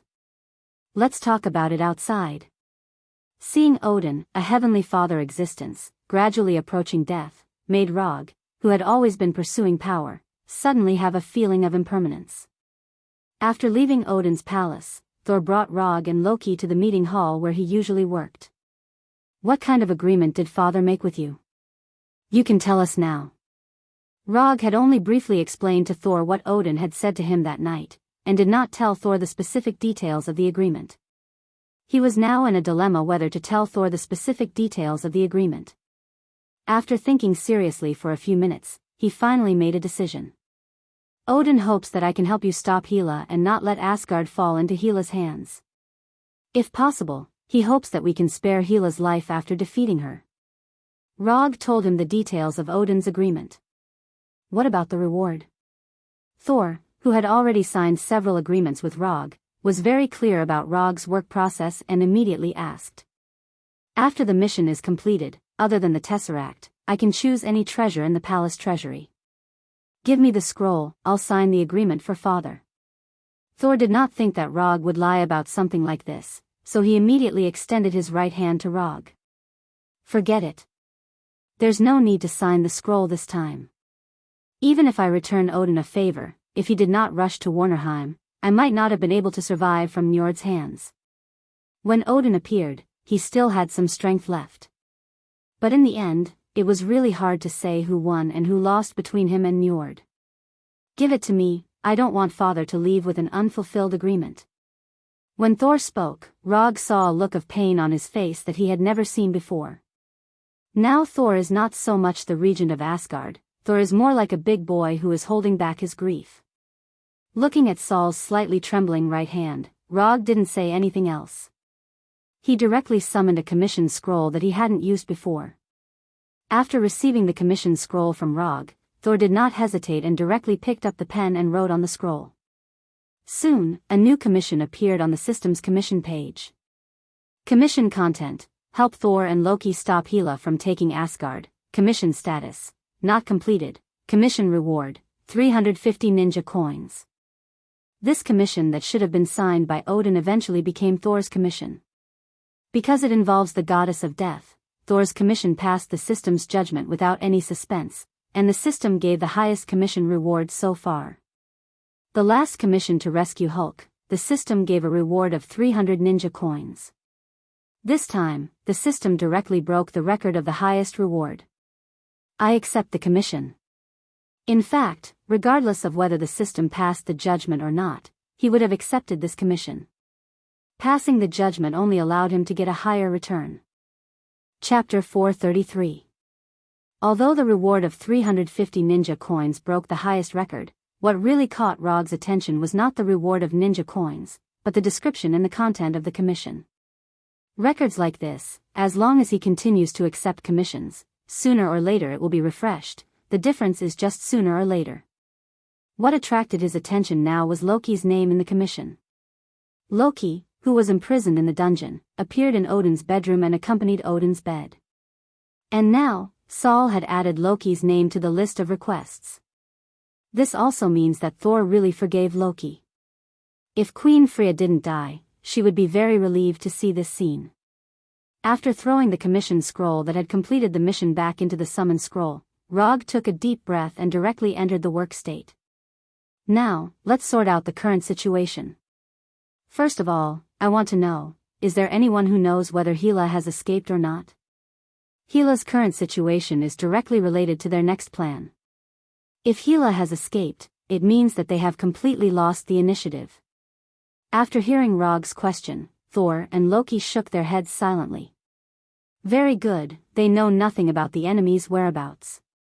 Then do you know the specific location where Odin imprisoned Hela, such as the specific location of the seal's exit?"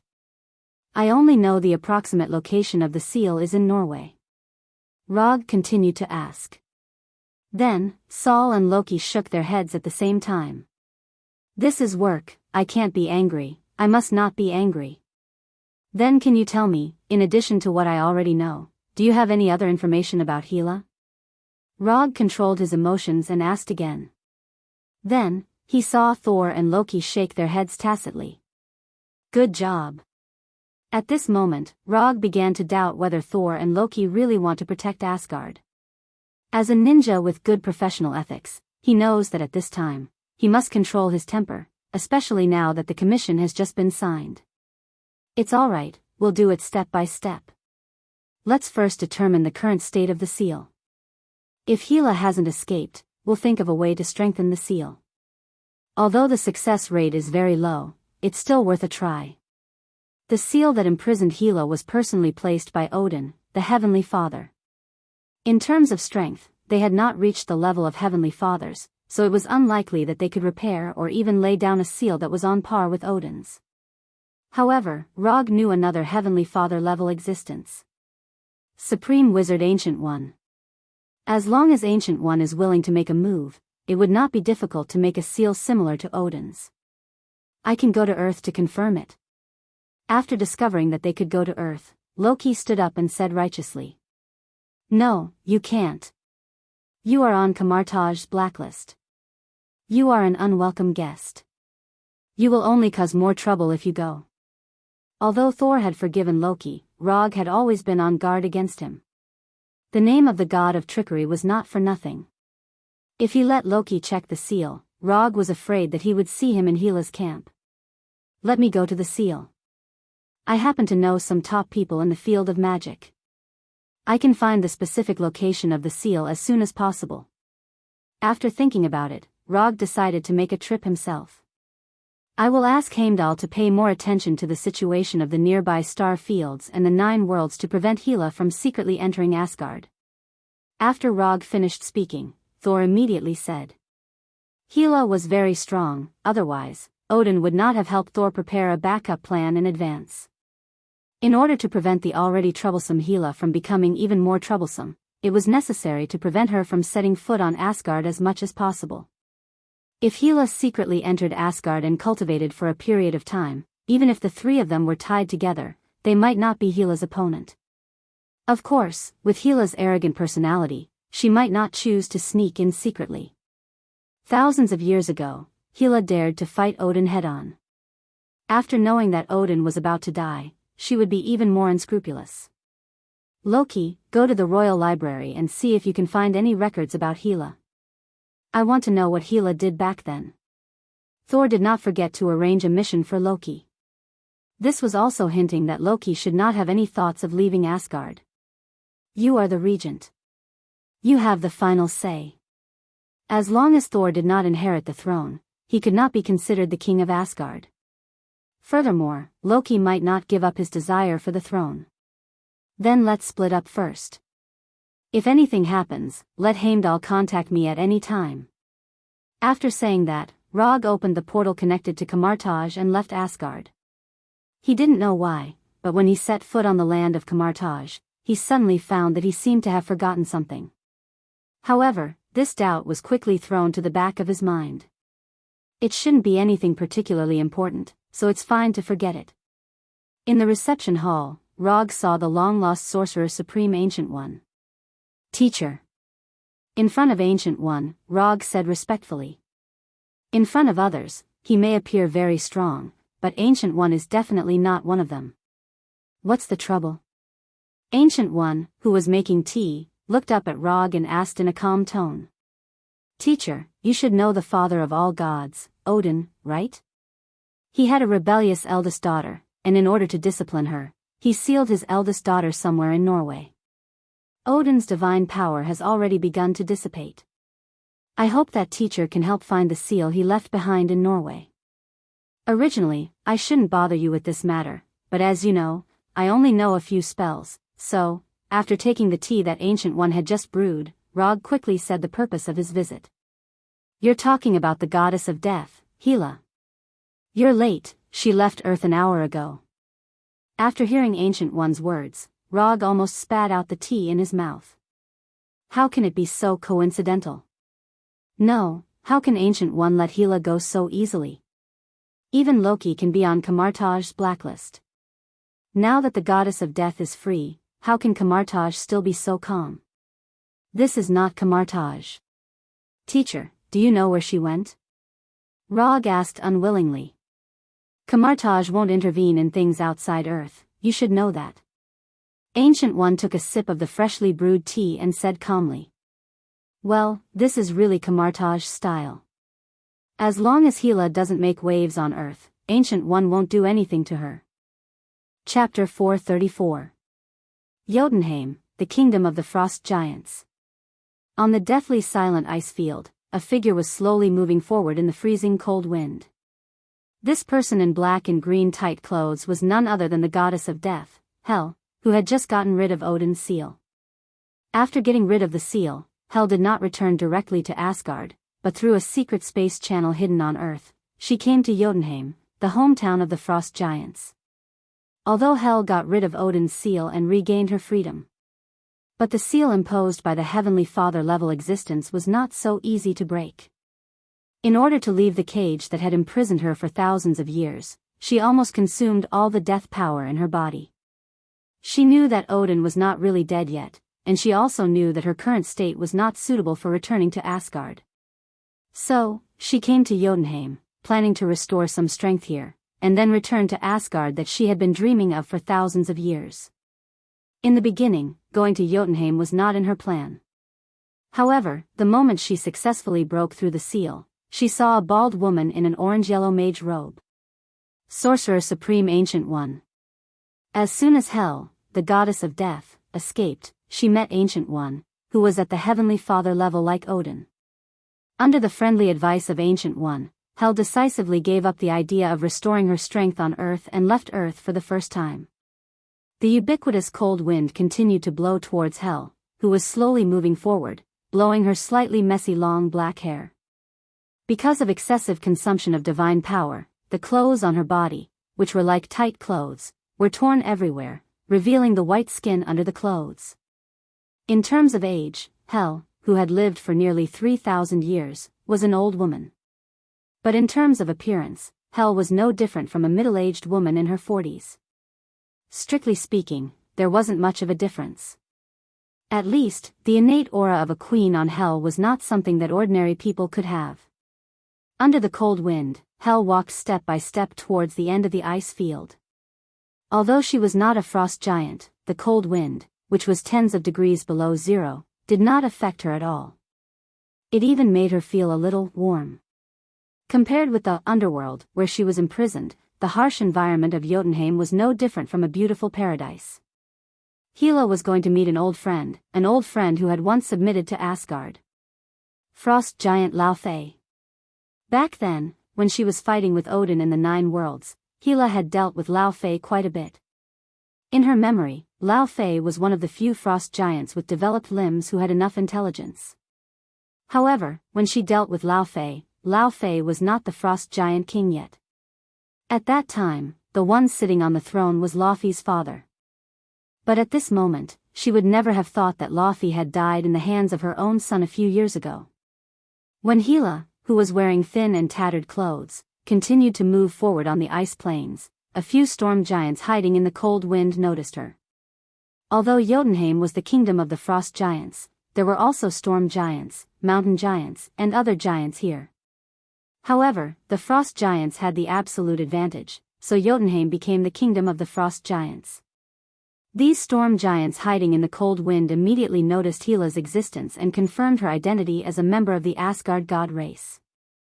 Whether it was the frost giants or the storm giants, they did not have a good impression of the Asgard god race. Therefore, these storm giants decisively chose to attack, intending to have a taste of the Asgard god race. However, these storm giants would never have thought that Hela, who seemed extremely weak to them, actually had strength far beyond their imagination. Just as they appeared and were about to say a few harsh words to Hela while enjoying the look of fear on her face, Hela slowly raised her right hand, and a ghostly green flame filled with the power of death appeared in her palm. Before these storm giants could react, the green flames in Hela's hands had already appeared in front of them and started to burn their invisible storm bodies. In just a short 1 or 2 seconds, the dark green flame burned the storm giants' bodies to ashes. Under the entanglement of the dark green flame, 3 irregular green crystal-like crystals floated to Hela's right hand. Without hesitation, Hela directly crushed the green crystal in her hand and absorbed the soul energy contained in it into her body. With the influx of soul energy, the hole in Hela's clothes was rapidly repaired at a speed visible to the naked eye. All the soul energy of the 3 storm giants only repaired the smallest hole in Hela's clothes. After doing all this, Hela continued to walk into the distance. The soul energy of the 3 storm giants could only restore this insignificant amount of strength to Hela, who was only half a step away from the Divine Father level. However, she did not care too much about this. Although Jotunheim was a barren country where not even a blade of grass grew, there were an astonishing number of frost giants here. With these frost giants, she did not have to worry about recovering her strength at all.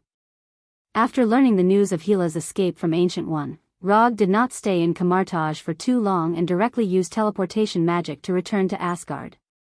When he returned to the magnificent Golden Palace again, he finally remembered what he had just forgotten. Tawny. The drunk Tawny had just been forgotten in the Golden Palace. However, this matter was quickly resolved perfectly, and even Tawny himself did not notice. Under Saul's arrangement, the drunk Tony was brought to an extremely luxurious room by a few pretty maids with good temperament and appearance. As for what would happen next, Rog was not very concerned. Having lived in Asgard for a period of time, he was very relieved to leave Tawny to these professional maids. Hela has escaped, and she has also left Earth. In the meeting hall where Thor usually worked, Rog told him the news he had received. I will let Heimdall do his best to find Hela's whereabouts, but now, I have a small matter here that I need your help to deal with. After that, Thor handed a top-secret letter that had just been opened to Rog. Although the wax seal on the letter had already been opened, he could still recognize the pattern on the wax seal at a glance. After all, in the process of going to Warnerheim, he had received many similar letters. Chapter 435. This was an urgent confidential military document from Warnerheim's frontline camp. The content was very simple, there was only one sentence. Half an hour ago, Warner Protoss attacked 3 frontline camps at the same time. After reading the contents of the document, Rog frowned slightly. This wasn't right, it was very wrong. It had only been a few years since the last war. If Warner Protoss didn't know something, they definitely wouldn't start another war at this time. And the timing couldn't be so coincidental. It seems that Asgard's confidentiality needs to be strengthened. After handing the letter back to Thor, Rog said quietly. I've already blocked the news as soon as possible, but it's impossible to completely hide the fact that Father's divine power has dissipated. As long as you have enough strength and are familiar with Father's divine power, you can detect this. As Asgard's archenemy, Warner Protoss didn't lack such people. Ocean god Njord and Gulwig both had this ability. From the looks of it, you want me to go to Vanaheim. If it wasn't for him going, Thor wouldn't have shown him the document. At this time, I can't leave Asgard. It's not a problem to let Loki be the commander in the rear, but he's not strong enough. He can't compete with the strong Warner Protoss. You fought with Warner Protoss before, and the soldiers in the camp also recognize you. Even if Ocean God Njord personally makes a move, you're strong enough to compete with him. Thor quickly explained. Although Asgard was a martial artist, there were very few people who could cultivate to Rog's level. Besides himself, Thor couldn't think of anyone more suitable than Rog. It's not a problem to let me go to Warnerheim, but I want to know, what's your psychological bottom line this time? When he only had the second last chakra, he dared to fight Ocean God Njord one-on-one. Now that he had the 6-tailed chakra and Yang 9-tailed, he was even less afraid of Njord. There's no bottom line. Thor's answer was simple, but Rog could hear the uncontrollable killing intent in his answer. Odin's divine power had just begun to dissipate, and Warner Protoss couldn't help but start a war again. This was a naked provocation. In this situation, if Thor still tried to solve the problem with mercy, then he wouldn't be worthy of inheriting Asgard's throne. A qualified monarch must have a benevolent heart. But that also depended on the time. Blindly paying attention to benevolence was not the ruler of a country, but a brainless saint. All right. I'll help you with this. If Thor asked him to spare the lives of Warner Protoss soldiers as much as possible like last time, then he definitely wouldn't accept Thor's request this time. The mission he accepted was only to stop Hela from seizing Asgard, not to help Asgard maintain his rule. More importantly, he didn't want to be friends with a coward who couldn't see the situation clearly. If you need any help, you can tell Sif. I'll let her go with you. Thor continued. No need, I'll go alone. Rog directly rejected Thor's suggestion of arranging helpers for him. By the way, if you really want to help me, arrange a comfortable trip for Tawny to Asgard and fulfill his wish of traveling to outer space. After saying that, he left the meeting hall without looking back and used quantum teleportation to arrive at the Bifrost Hall. I'm going to Warnerheim's camp, the one with the most intense battle right now. According to the secret report, Warner Protoss had only started attacking the camp half an hour ago. As long as the Asgard garrison in the camp wasn't too trashy, the camp shouldn't have been completely overrun yet. Okay. Heimdall didn't hesitate and directly inserted the Guardian's sword in his hand into the console in the middle of the hall. Then, the entrance of the Bifrost Bridge shone with a gorgeous rainbow light. The next second, Rog, who was standing at the entrance of the Bifrost Bridge, disappeared and followed the teleportation beam to Warnerheim. The teleportation process didn't take too long. In less than a minute, Rog and the Bifrost Bridge arrived at Warnerheim. When the brilliant light disappeared, he saw a bustling campsite. Looking at the camp full of corpses, arrows, and energy beams flying everywhere, Rog remembered the scene when he first came to Warnerheim. At that time, a similar scene appeared in front of him. But that time, he didn't come through the Bifrost Bridge, and he didn't come alone. At that time, he had Thor, the 3 warriors of Sengoku, and an entire Asgard army by his side. But now, he was alone. When the Bifrost Bridge arrived at the camp, whether it was the soldiers of Asgard or the soldiers of Warner Protoss, they couldn't help but look in the direction of the Bifrost Bridge. Then, they saw Rog alone. Only one person? After seeing this scene, the soldiers of Asgard and the soldiers of Warner Protoss had the same question in their minds. Then, they saw an even more incomprehensible scene. They saw Rog psychically summon the Yondaime Hokage's Haori and the Thor Kunai, and then he put them on as if he didn't see the fierce battle around him. The last time he came, he wore Madara's armor and imitated Madara's battle. This time, he planned to imitate the Yondaime Hokage Minato. When he completely put on the Haori and the Kunai, the closest soldiers of Warner Protoss tried to attack him. People who can teleport through the Bifrost Bridge at this time are definitely not weak. Asgard and the soldiers of Warner Protoss were very clear about this. Just when the Warner Protoss soldier took the first step, Rog suddenly disappeared in front of their eyes. Body flicker technique. In just a moment, Rog came in front of the soldiers of Warner Protoss, holding the Thor Kunai in his right hand, like the scythe of the Grim Reaper, cutting their throats. Chi! Without any suspense, the Thor Kunai pierced their throats like piercing a piece of white paper. The soldiers of Warner Protoss didn't realize what happened at all. The only thing they felt was the severe pain from their throats. Without waiting for the soldiers of Warner Protoss to fall to the ground, Rog threw the bloody Thor Kunai. The flying thunder god Kunai, which seemed to be thrown out casually, hit the forehead of a Vanna warrior with great precision. After doing all this, his figure disappeared once again.